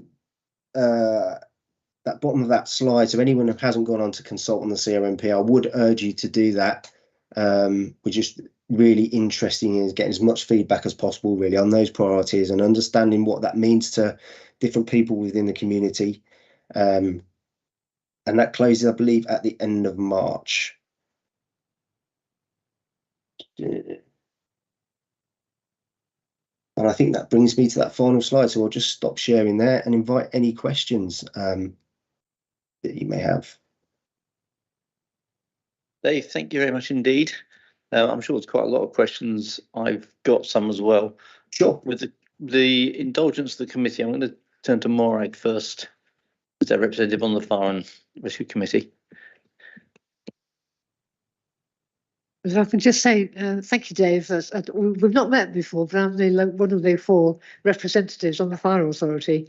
And I know my 3 colleagues would agree that you've covered everything in succinct detail, but that's the things that we really need to go and bear in mind. And this, especially, as you say, the consultation on the CRMP, because it really needs to be owned by everybody. And spread the word on that would be wonderful. So I don't have any questions. So I'm happy if you're okay, Chair, to pass on to the questions. Thank you. Thank you. Morag, thank you. I'll do the same as I did last time, just go around the room if you've got multiple questions, if you can sort of perhaps show a little patience and pass them right round, and I'll always come back to everybody. Norman? Colin? No, just for once, I've got no questions. Al? Yeah, I'm just a matter of sort of clarity here, really, because when you talk about very high risk, is this about the likelihood of fire or the consequences of fire? Is this or is it both to be considered very high risk? Yeah. So are you referring to when I was talking about the risk-based inspection program for protection? So businesses essentially. Yes, I just wondered how you allocated something as being a very high risk. Is it because of the consequences of a fire would have very high risk, or is it because it's like the likelihood of a fire breaking out being very high risk? It's more about the consequence of a fire. So if we look at the buildings that fall into high risk categories are care homes, high rise residential buildings. So it is essentially those, that have, if a fire was to break out into those buildings, the consequences could be far greater. So therefore, our focus is ensuring that the fire safety precautions that are stated should be in place. That's what we're enforcing against, to make sure that they are.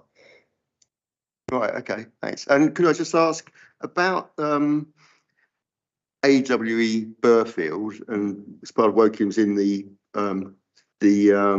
emergency planning zone? Did Berkshire Fire and Rescue have any involvement in incidents that should they, very unlikely, but should they occur at AWE Burfield?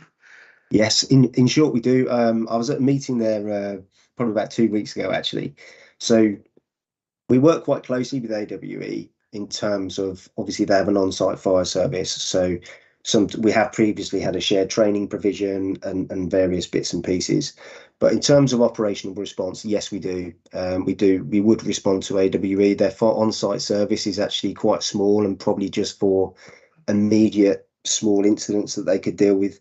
But the main body of the response, if it was something significant, would come from the county fire service.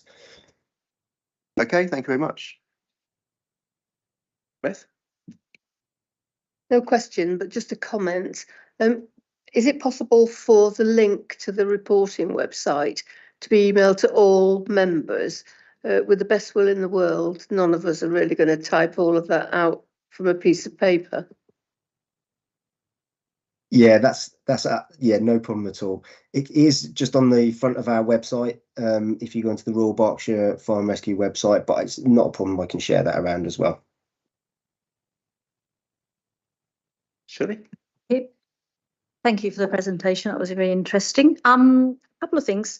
Under protection, you've got introducing a reporting tool in response to the new fire safety regulations. I understand that those regulations, I think, is it anything above 5 floors that counts for those particular regulations? Yeah. And the checking of those sorts of premises is much more frequent than premises with fewer floors. Am I right? Exactly that. So yeah. If you were to sort of go back to our risk-based inspection program, that would sit much higher up on that risk factor, if you like, and that would then prompt a higher frequency of visits. Absolutely right. Okay, it leads me into a question, a bit of a question which you may not be able to answer straight away, about fire safety doors in blocks of flats and in the ones you have in corridors periodically. And I've had an issue raised with me from a resident actually who lives in a block. It's not over 5 floors, so the new regulations don't apply. But she made the point. She said that the fire doors, that she can actually get her fingers underneath them and when they're closed. And she said, surely that's not safe. That would allow smoke to travel through the building. And I just wondered and I looked at the new regulations, and certainly the building would fall foul if it was a 5-storey building. But is that something, it's probably perhaps a bit of a detailed question for this, but it is something that interests me, where I could find out information about fire safety doors? So in terms of, it wouldn't fall under those new regulations. You're absolutely right, but it still does fall under the Regulatory Reform 2005. So if it is a block of flats, the communal area of that block of flats, so essentially the door in and the stairs, so anything beyond the front door, the person's front door is not, but any of that communal area does fall within the regulatory reform. So if there is a fire door that isn't, or anything in terms of an alarm system or a fire door that you don't feel is conforming to that, then by all means, that needs to be reported to us, essentially. Okay. And I'll send a protection officer around to do a short audit, which looks at all of that, and obviously will address anything that needs addressing off the back of that. Brilliant, that's great. And who is there something on the website I can, or can I send it direct to you? Or you can, there is something on the website. By all means, send it directly to me, and I'll pass it on to the protection team.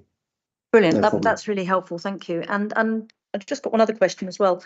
It says you completed 120 planning consultations for Woking and Borough, and I just wondered, do you then follow up the advice that you've given on the consultations? If then, when after the building is built, do you then go and make sure that the building has been built according to, that it actually still complies with the planning conditions? So this is where it gets a little bit sort of difficult in that.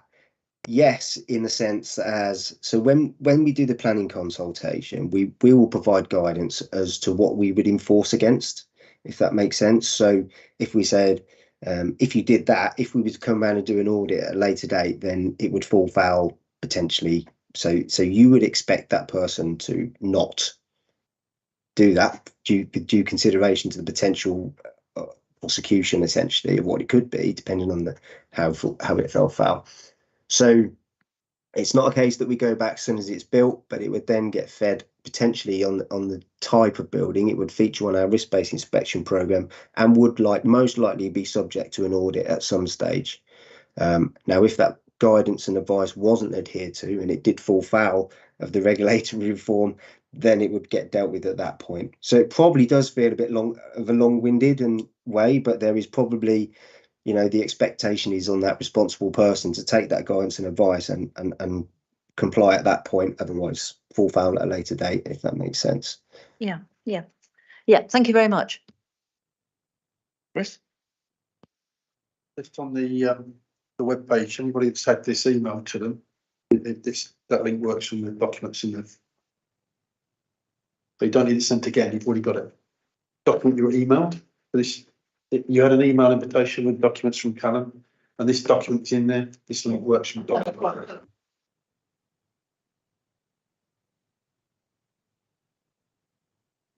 Any other question, Chris? Or? If you indulge me, I've got one or two. You've got a savings target for 23-24 for £750,000 when inflation is running at 10% or thereabouts. You mentioned saving just over £100,000 in terms of power. It was LED bulbs and solar panels. How do you get to the rest of that savings without cutting what you're doing? So it's in terms of, get back to the right for me. So, oh my goodness, my screens are all jumping around. Bear with me. So many of the savings that we're looking through are with cross-border partnership working. They kind of split up into 4 categories, essentially. So improved ways of working, contractual savings, disestablishment of vacant posts. Now, those vacant posts are not from frontline posts, but from office staff at headquarters, support services, etc. And just essentially savings from changes in ways of working is how we're looking at making those savings. So I'm absolutely not the right person to get into the detail of the finance of the budgetary finance. I just wanted to sort of put that in there, really, to try and provide the reassurance around the frontline staff. We are losing a lot of frontline staff at the moment due to transferring and more attractive salaries with London Fire Brigade, etc., being so close. But as you can see from our apprenticeship scheme, we're bringing in new staff as well. We're constantly bringing in new members of staff to backfill those vacant posts as well. Okay, thank you. one other question. We heard earlier this evening about potential changes to the way the police set themselves up in the area. Does changes in their structure have any impact on the way you work with them? That's a really good question. I think our key engagement are between those community groups, so the community safety partnerships. That's where we do a lot of information sharing. So if, for example, Wokingham Borough, we did have a spate of car fires, and that was probably linked to criminal gangs coming in, car theft, and setting light to those vehicles in the area. How we would then liaise with the police is through the community safety partnership, because quite often those might not get reported to the police for some reason. They might not. So if we go there and we think there's an element of criminality attached to that, we will then feed that into the police so they can start gathering that data and looking for any occurrences or patterns to some of that behaviour as well. So I don't see any greater impact, but I think we do have the mechanisms to feed in, at a tactical or strategic level if we do start seeing some issues where we can't communicate effectively, and have those open channels. Okay, thank you. Does anybody else have any further questions? Okay, well, Dave, thanks very much indeed for your time. Pleasure. I guess we'll see you same time next year. Thank you. Take care all. Thanks a lot. Okay, so we move on to the agreement of the task and finish groups reports. The first is the report from the Preferred Registered Providers Task and Finish group. I'm going to hand over to Shirley just to talk through that if you'd like to, and we can move from there. Yeah, thank you very much. I hope you all had time to read the report which Callum sent out, which hopefully is self-explanatory, and I'm happy to answer any questions that people might have. I don't know if you want me to say too much about the process, because I have been covering the process as we've been going along, but it was an interesting process, and I think that what's come out of this is that the previous agreement was very much focused on the delivery of affordable housing, whereas the new agreement is going to be very much more focused on the tenant experience and tenant involvement and getting a good service and getting a consistent service across the whole borough. So the delivery of the social housing is still important and it's still in there, but that's not the only thing. And this ties in quite nicely with the social housing bill that's going through Parliament at the moment, which again is putting the tenant front and centre.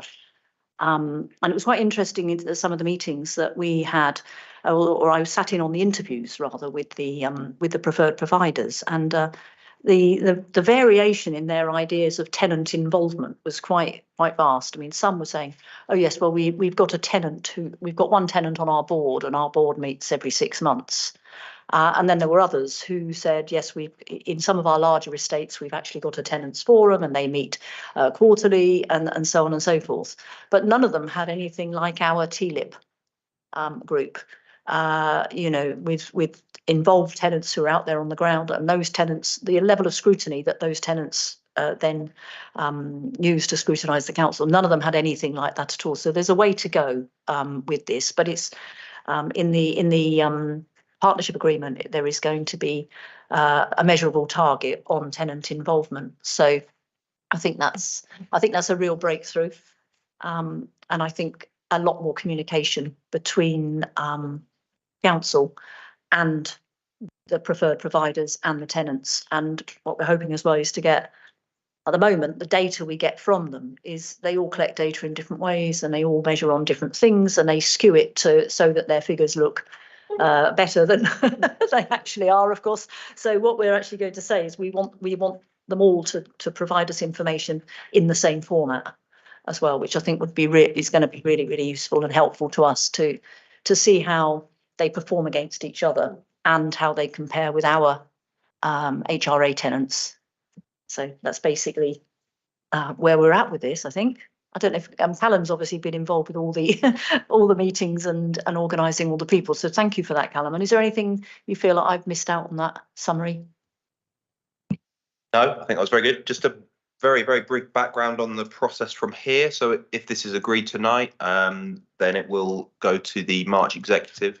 So Francis and Rianne and her team of officers have already produced some responses to the draft recommendations. And then that will then go to the executive for agreement. A lot of the recommendations ask, they're asks for our partners rather than asks for us. But as Shirley said, what will happen is the actual partnership agreement that we enter into with each provider will be amended prior to them signing it in April, which will sort of give us a little bit more sort of power to hopefully try and enforce some of these things. And other members on the Chris has obviously been on there. I don't know if you've got anything to add, Chris, on the process. Process of went through it. Yeah, I thoroughly enjoyed the process of going through this and getting a much better understanding of what was available and what was missing.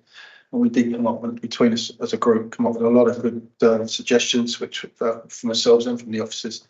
And I think what you've got in front of you now is a much better approach to give the tenants a better flavour of life rather than just being at the end of the cash flow, putting money in, get nothing out. Chris, thank you. Does anybody else on the committee have any questions? No? Yeah.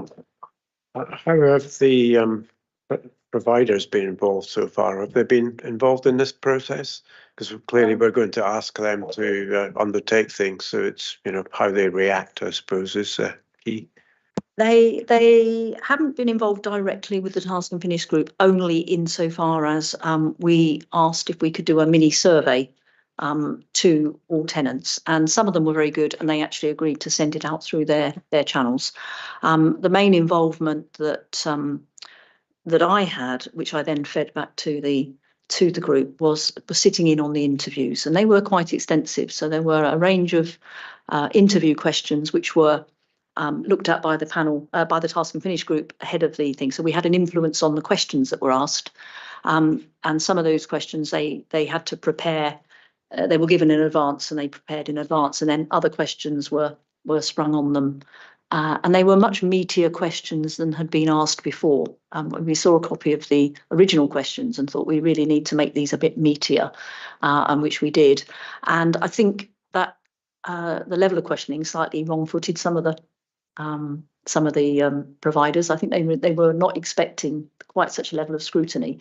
I think they probably had an easier ride previously on this. So yeah, and I think they all said very much that they're in favour of more tenant involvement and providing us with more information. And of course they're going to say that they want to be our providers. And the tricky bit, I guess, with this is that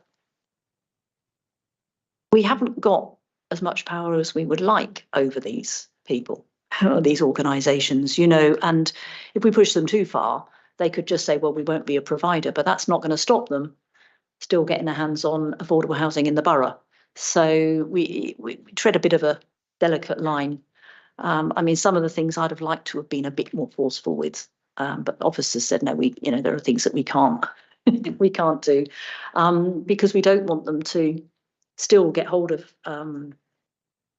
S106 properties in the borough, but then not offer them to our people on our housing register. That's the thing. We want the purpose of this is to get people off our housing register and into houses or flats or whatever it happens to be. So yeah, I hope that answers your question.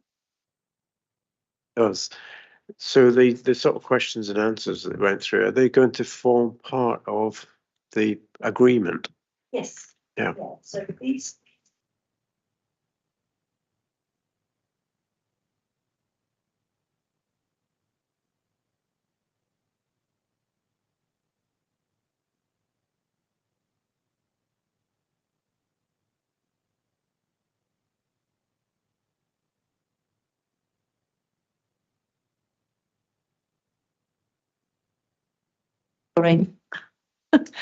Yeah, so all the items on section 8 will be included now in the agreement that's then going to go to executive for approval.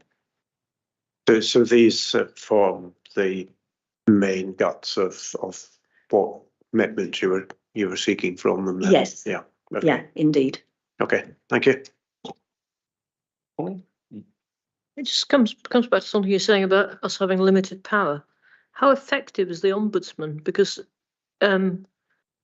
you know, people are going to sign these things. So what's in it for the provider to actually behave sensibly with the tenants once they've signed one of these agreements?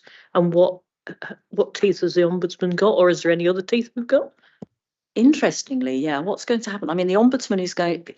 I've always felt the ombudsman hasn't had enough power in these. In a lot of these ombudsmen don't really seem to have a lot of power, and we did actually gather a lot of evidence from the ombudsman, and piles and piles of it. In fact, far too much really to get through. But we looked at the providers and just to see how many cases, ombudsman cases they'd had, and how which ones had gone against them, which ones had gone in favour of them, and so on and so forth. What struck me was that the sanctions, that the fines, there were people who'd suffered awful things in their houses, like sort of sewage coming up through the floor and goodness knows what else, and the ombudsman had said yes, the housing association was negligent and they didn't deal with it promptly enough, etc., etc.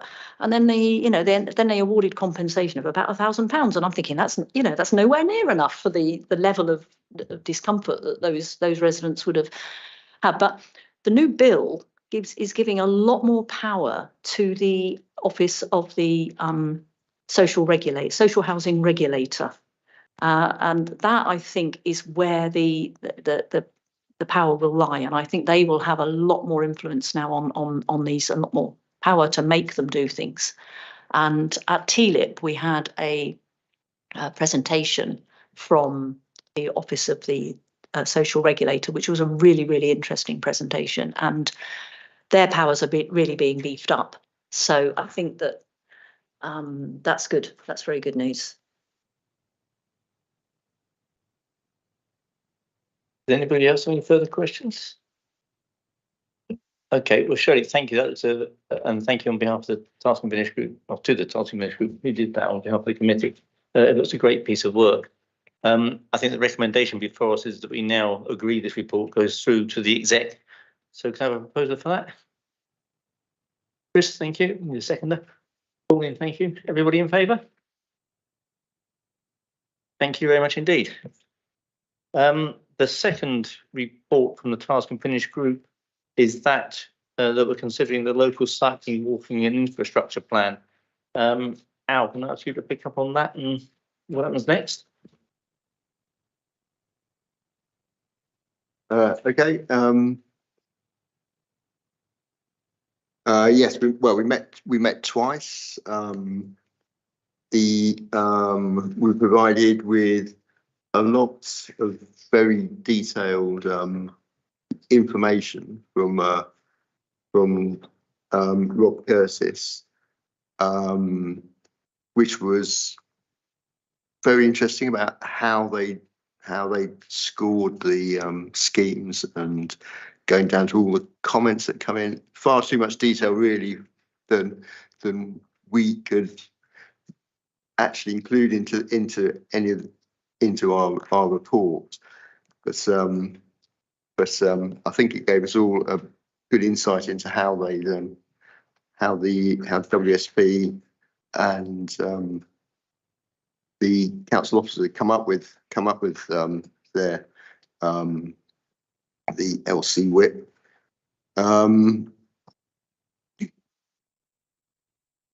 So most of our recommendations are really about details of their report, and trying to clarify data sources and wording around the data sources.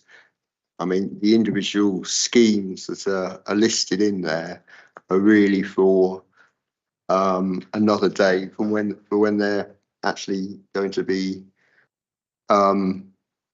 considered to be built. So our recommendations aren't really about any individual schemes, but they're about the high level report residents going to the executive.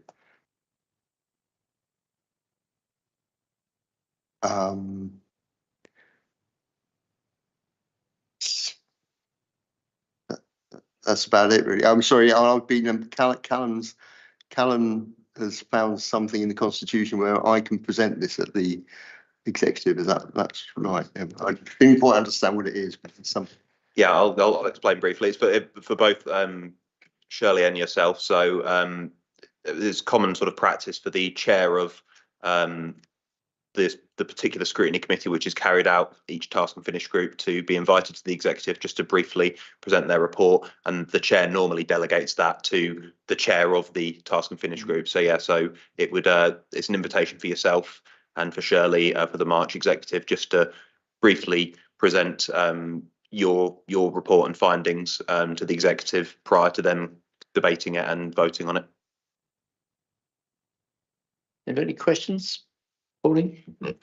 Really, questions and observation. I was quite interested, having looked at all the data that was provided, and quite pleased to see that some of the schemes that had a lot of criticism were actually getting thought of again. So I'm quite pleased to see that actually the amount of residents' feedback, and there was a volume of feedback in some of them, was actually getting listened to, which I thought was quite helpful. It doesn't actually say that in here, but it's just an observation that it was good to see that when a lot of residents say something, that actually they were taking some account of it. And I trust that will continue, but certainly looked hopeful. Anybody else? Shirley? Just a question, actually, on page 30, the analysis of issues and the recommendation that there'll be an active travel task and finish group to assess the LC whip on a 6-monthly basis. And though, is that going to take the place of that coming before scrutiny, in a sense, or will there still be an opportunity for, because previously the LC whip has been coming to scrutiny, it's been coming to this group. I'm just wondering if it goes to that, is it still going to come to scrutiny at some point as well? And isn't that, I'm just worried about duplication, really. Yeah, so the suggestion is that it would, once the LC whip is approved in March, essentially we've now got an approved document, a framework, a template, but that's a live document. So that will progress and it will change over time, and schemes will be reprioritized and they'll drop off and various things. So there won't be duplication. The idea is that this task, if I quickly explain the task and finish group recommendation, the proposal is that we set up essentially just a rename of the task and finish group that's just met, because it's no longer just looking at the LC whip. So the idea is we set that up on a 6-monthly basis. They will consider any changes to that live document, and they will periodically sort of within the work program, they can update this committee on those changes, and if there's anything significant, then obviously an item can come back. The other thing they will do is individual schemes, before they're taken for public consultation, will be considered by the group alongside affected ward members and a representative from the, again, affected relevant town and parish councils.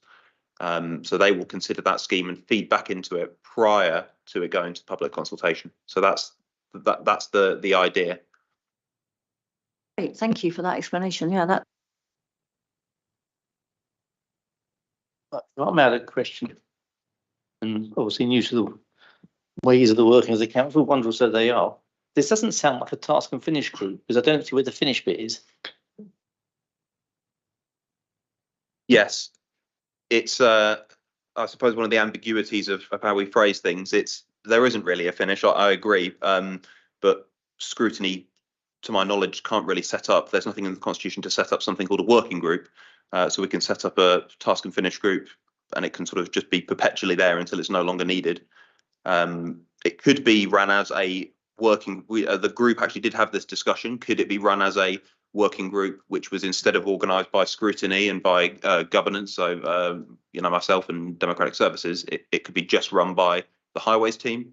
But the group were pretty insistent that they wanted it to remain as a scrutiny function, so that then For example, let's say that there was a real concern about a scheme and there were lots of problems, then prior to consultation we could have, let's say, an extraordinary meeting of the full committee where that item can then be taken to that committee and considered in public. I can see the value of it. I would certainly support it should be part of the scrutiny process rather than disappearing somewhere else. It's just, and there's nothing wrong with hybrid arrangements, but this seems to me to be one of them. Maybe that's something that the Overview and Scrutiny Management Group might consider going forward as to how that actually exists. I mean, why can't it be a working group if that's what it is? I mean, which is what it feels like to me. Well, yeah, it will be a part of the scrutiny process. The reason I'm being pedantic over that is that task and finish to me is a very good descriptor of what things are set out to do. And we all understand that. Once you start moving away from clear definitions, everything becomes somewhat vague and foggy. And I think that's something we should perhaps avoid. Bit more like a select committee or a subcommittee, really.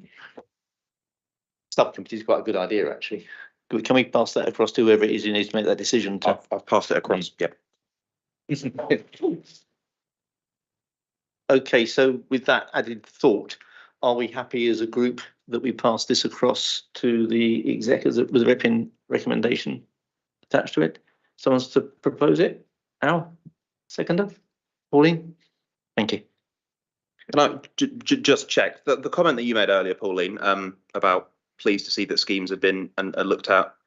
Did you want an extra line or not? No, you were just making the comment for the minutes. I was making the comment for the minutes, really. It was the second version of the LC whip we saw at the committee had things like, well, we've got a lot of feedback about that, so we're going to take it away and think about it again, which I found refreshing to see.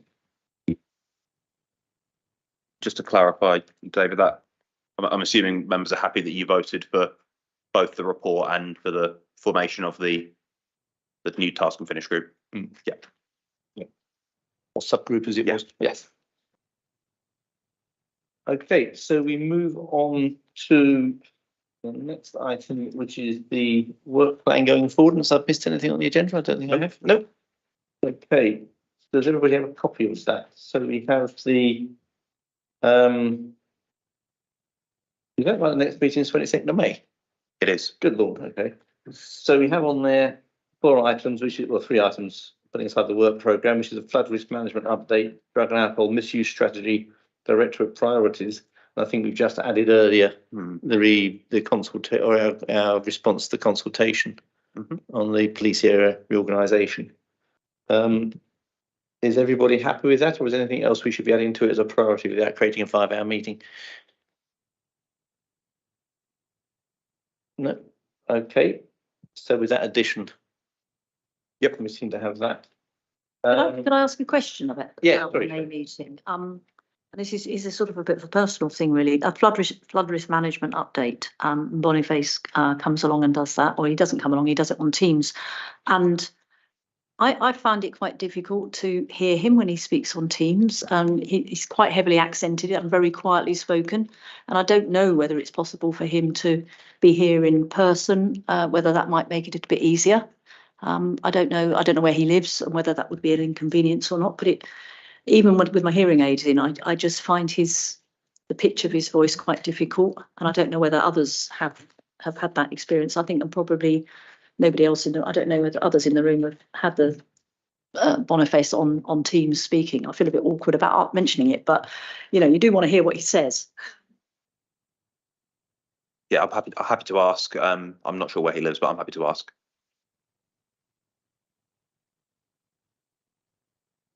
We then have the agenda for the 3rd of July meeting, which is the Community Safety Partnership update, the Violence Against Women and Girls Strategy update, and the Abuse Charter update, and the Arts and Culture Strategy update. Is everybody content with that as the agenda for that meeting?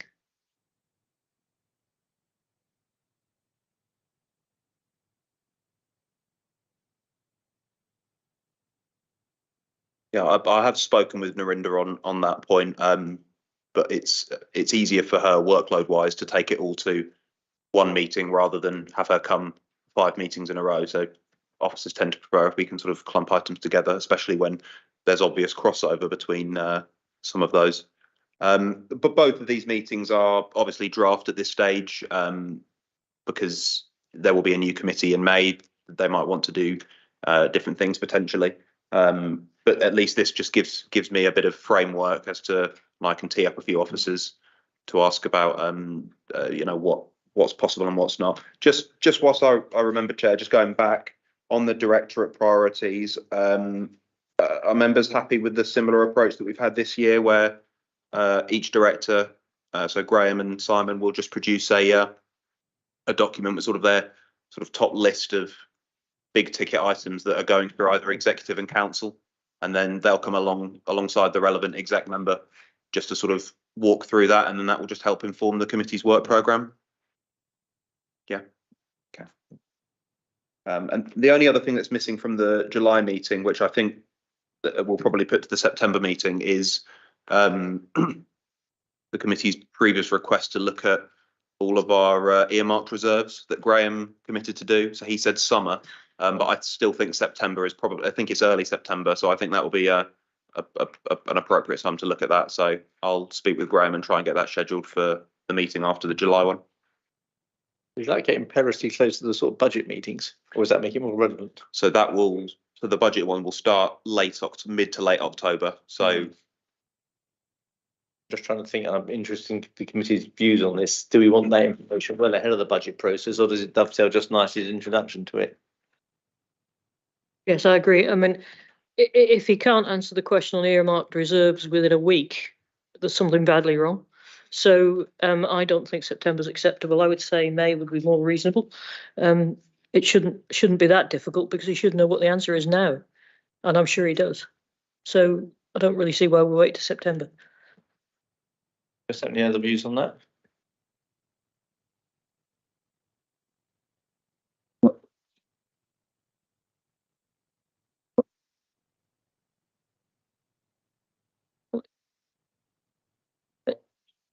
It's a fundamental part of his job, though. If he doesn't know what's in our 200 million of earmarked reserves, then that's,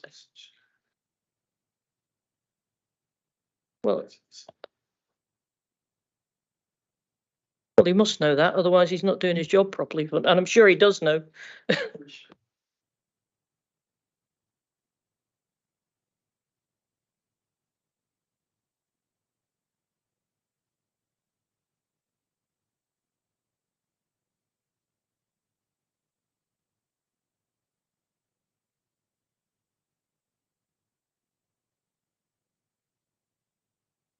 Completely agree, but I'm pretty sure he knows the answer to it. I don't see why it should need till September to do it. I must say, my working assumption would be the chief financial officer would have it on the spreadsheet somewhere, but maybe I'm just very naive about that. So just referring back to the previous minutes, I did recall Graham did make, I can't remember exactly what it was, but he said that summer would be the appropriate time to look at it, because of I'm not financial, so I don't know why, but because of how obviously the movement of funds and finalising accounts and things, he said that summer was appropriate. So we can try and move it to that July meeting. It just makes the July meeting very busy. So that's the only problem. But I can pencil it in, and then we can review nearer the time and push other things around if July is acceptable. Yeah. Okay. The one comment I have about the July meeting, again, speaking as a fairly newcomer still to these meetings, is there's a lot of updates where we get talked at a lot. I'm not entirely certain how much value we add. I mean, it's part of Scrutiny, I know, to be talked at, to listen and to hope that everyone knows what they're doing. But in terms of value adding as a group, I do wonder how much we actually achieve in that. Again, that's just my perception. I'd be interested in anybody else's views. I agree. I think it's useful to see something that's a bit more action oriented in some sense, that you know, we're making a contribution rather than just, I mean, it's always interesting and we always learn something. However, how much value we add, I think we do have to question sometimes. I agree with you. Neil, sorry. Just to say, obviously these items are sort of fairly long term ahead, so there's nothing to stop the committee deciding what particular aspects it wants to scrutinise and give officers plenty of warning on key issues or key questions that hopefully would have improved the process. Again, my immediate feel says that are there decisions they have to make coming up that would benefit from our input or insight to add to them. We're not here to do their job, clearly, but part of scrutiny is to offer advice, to be the critical friend. So I think presentations that were highlighted or structured in that way might make it easier for us to feed back into than just that we're doing this stuff. I was just thinking along the same lines. For example, this community safety partnership update, which Narinda is going to be doing, and that's an annual update. And we know, those of us who've been on this committee for a long time know exactly what's going to be updated on. But one of the things that came up this evening with the police guy was working more closely with our ASB team, and might be something that would be useful to say, how is that going? What's some kind of scrutiny of that, because there clearly is a problem. There's a disconnect between the two services. So that might be one thing, and there may be other things that we can think of. So we asked Narinda to report on 2 or 3 key issues to do with community safety. And that's a really good point. If we're going to do that, then we should invite the police guy back again. So in the same way she was there for his presentation, he should be there to hear hers. That would be much better. And then we're performing a useful function. That sound feasible, Guns, to sort of set things up like that? Yeah, absolutely. Yeah, I think the police tend to attend the community safety partnership updates. It doesn't always happen, but it's generally we try to. And always happy for members to, or when we're discussing the work programme at the end of meetings like this, for members to give ideas and to give sort of real specifics that then I can go back to officers and say, you're scheduled to come back at the next meeting, and can you focus your report on these 3 areas as well as providing a short summary? And if we're short of time on the July, I might suggest I prefer to hear about reserves and the arts and culture strategy. Could maybe put the arts and culture strategy on the September one and shift them around. I mean, I'm very conscious that I'm not the chair of this committee, so I don't want to be putting things in Pete's sort of mouth, and also that there will be a new committee coming in place in May, which I hope from just an experience point of view will consist of many of those who are still here, but we don't know. But maybe once that new committee is in place, we should perhaps schedule some time either within this meeting or separately to actually dive a little bit more into what we want these items to tell us, to actually set that up so that we do get a presentation or a representation of the meeting where we actually know what it is we're trying to achieve. Because I think otherwise we're kind of making it up a bit on the night as we go along. Well, I've got one thing to add here. I'm looking at the list at the back on page 51, which is the list of things we should scrutiny. And I'm trying to get my head around what have we missed out of here. It's kind of, you've got a list of things we have done over the year compared to this list. I mean, I can set it up against the ones that we have got listed for the next meetings and say, yeah, we've got that, what we've recently looked at, etc. But I'm just looking for argument's sake and saying burial capacity across the borough. I can't remember us doing anything about that. Item 6. So I'm going to say just throwing something to the pot. I can't remember that. It's not on the list. So is this something we still have to do? Are there things on this list we've still got outstanding? So yeah, there are things on that list which are outstanding, definitely. But this isn't we don't have to check off all these things. There are some things which the committee is required to look at. One of them is flood risk management, for example. One of them is community safety partnership. Those are responsibilities that the committee has to look at annually. A lot of the other ones are they're sort of more desires as such, and that's where the committee at each of these meetings, each of these sessions, will then look at what is most important to residents, what is most important to the borough, and what's the best use of time. And just on the burial capacity, I believe that was agreed to be circulated as a written report, and if it hasn't been done so, I will double check and send it. I was just going to say that, yeah, because it was me who suggested that, because at the previous time they came, they said that actually they had masses of burial capacity. So we said that let's just have a report so we know, that it's still okay, and that if they've thought it was any problems, they should come back to us a bit sharpish. But yeah, the last report we had, that was the burial capacity was over and above what was expected. So I know I picked that one out of the blue, but so my other part of that be for items that haven't appeared so far, do we have a response somewhere or a record somewhere? The last time there was scrutiny, are we more than a year ago, 2 years ago? Is anything slipped through the net over the last couple of years that needs some attention?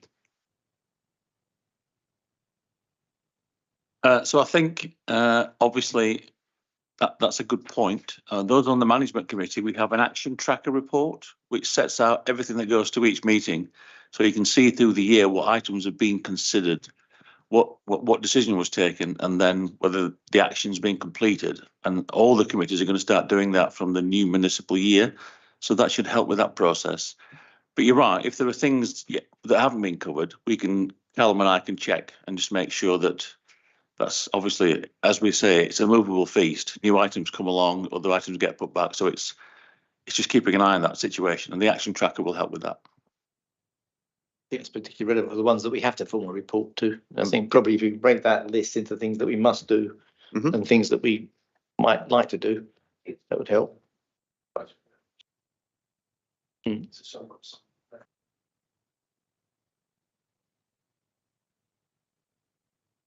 Maybe, David, if we had another column that said why do we want to look at it, that might help the people who are giving the presentation as well to focus on what we're interested in. Shirley? Yeah, I just wanted to ask what number 4 is, reviewing the assets review programme. I don't think we've ever had that before, and I have no idea what it is.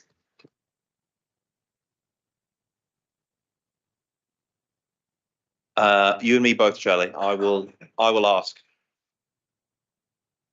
So it's a programme that was set up some time ago to look at all the council's assets with a view to rationalising and looking for potential savings. So maybe closing buildings or bringing different sections together. But I'm not sure it's still being reported anywhere, but we can check. Sounds very interesting, doesn't it? In view of the finances of the council, if there are some things that could be we could divest ourselves of that or make money from, that would be useful. I think, thinking about it now, that might all be tied up with the organisational foundation programme, which sort of encompasses a wide variety of areas, including exactly what Neil said, which is rationalisation of assets and utilisation of assets. So, and I believe that goes to management, the foundation programme. It was definitely mentioned during the budget process. It was during the chief executive offices, because their slides. So, and I believe there was officers, there was an action for them to provide an update outside of the meeting. So again, I will double check whether that's been produced yet or not. One item I discussed last week with Callum about adding to that potential items of consideration was how the planning system, particularly in terms of development control, is working. That is a very large can of worms, I suspect, and it's a very large subject that we could be there for many years. But I think it's an area where I know, as part of the planning committee, we've raised questions amongst ourselves, particularly the number of incidents where the planning committee finds itself at odds with the officers' decisions, the number of call-ins that we get and how that operates. Alongside this, I know that the development control team have got a training program in place, which I hope is a bit more than just do it our way. But I do think there's a role for this committee to play opposite planning. And maybe, again, that's something we might take away as an action from this meeting to consider how we might want to frame some questions and topics to bring that forward. Pauline? Yeah, thank you. That's interesting. It's something I was talking to Susan about earlier today. I think there's something missing in a lot of our understandings, including me, about strategic planning, and the sort of planning committee stuff is fine. I think everybody understands how that works, but it's the more longer term, how the targets work, what levers there are, how it's going, how we're performing against them, how they're getting set, all that sort of stuff. I don't think I understand it properly. I don't think I'm alone, but I might be. I must admit, my thoughts are at the other end of it in terms of development control, and particularly, and I've seen live action where development control seems to be working complete odds strategic planning in terms of decisions that get made. So I think it's quite a large topic, and maybe it's one thing we should go away, maybe work a bit offline between ourselves to how we want to formulate which bits we want to challenge. Yeah, I think it's how they join up. That's what I was saying. I was talking about the other end of the telescope, but I think both ends of the telescope are interesting. And presumably some other committee is looking at the other thing that I'm a bit bothered about, which is strategic planning of school places and school capacity. Is that done at Children's? What action can we take from that? And just to say we want planning on the agenda isn't going to get us very far, I don't think. But I quite like the idea of us meeting as a special meeting at some point to actually sit down and say what is it we want to, and it may be more than one session. The planning teams come forward, but to try and formulate a question on that. So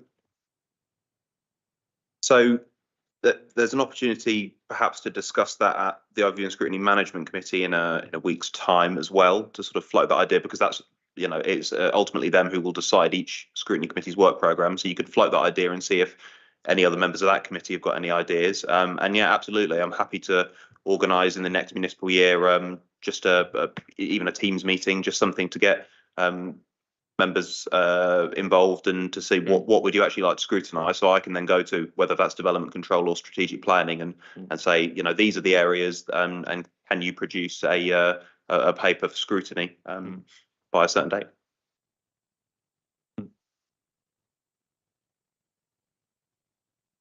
Okay, so I think unless anybody else has any additions to the work programme. No, okay. That feels suspicious to me, like we've finished the agenda. It does, before 9:30 as well. We should rejoice. In which case, thank you everybody for your input, and see you on the 22nd of May, or not as the case may be. Yes.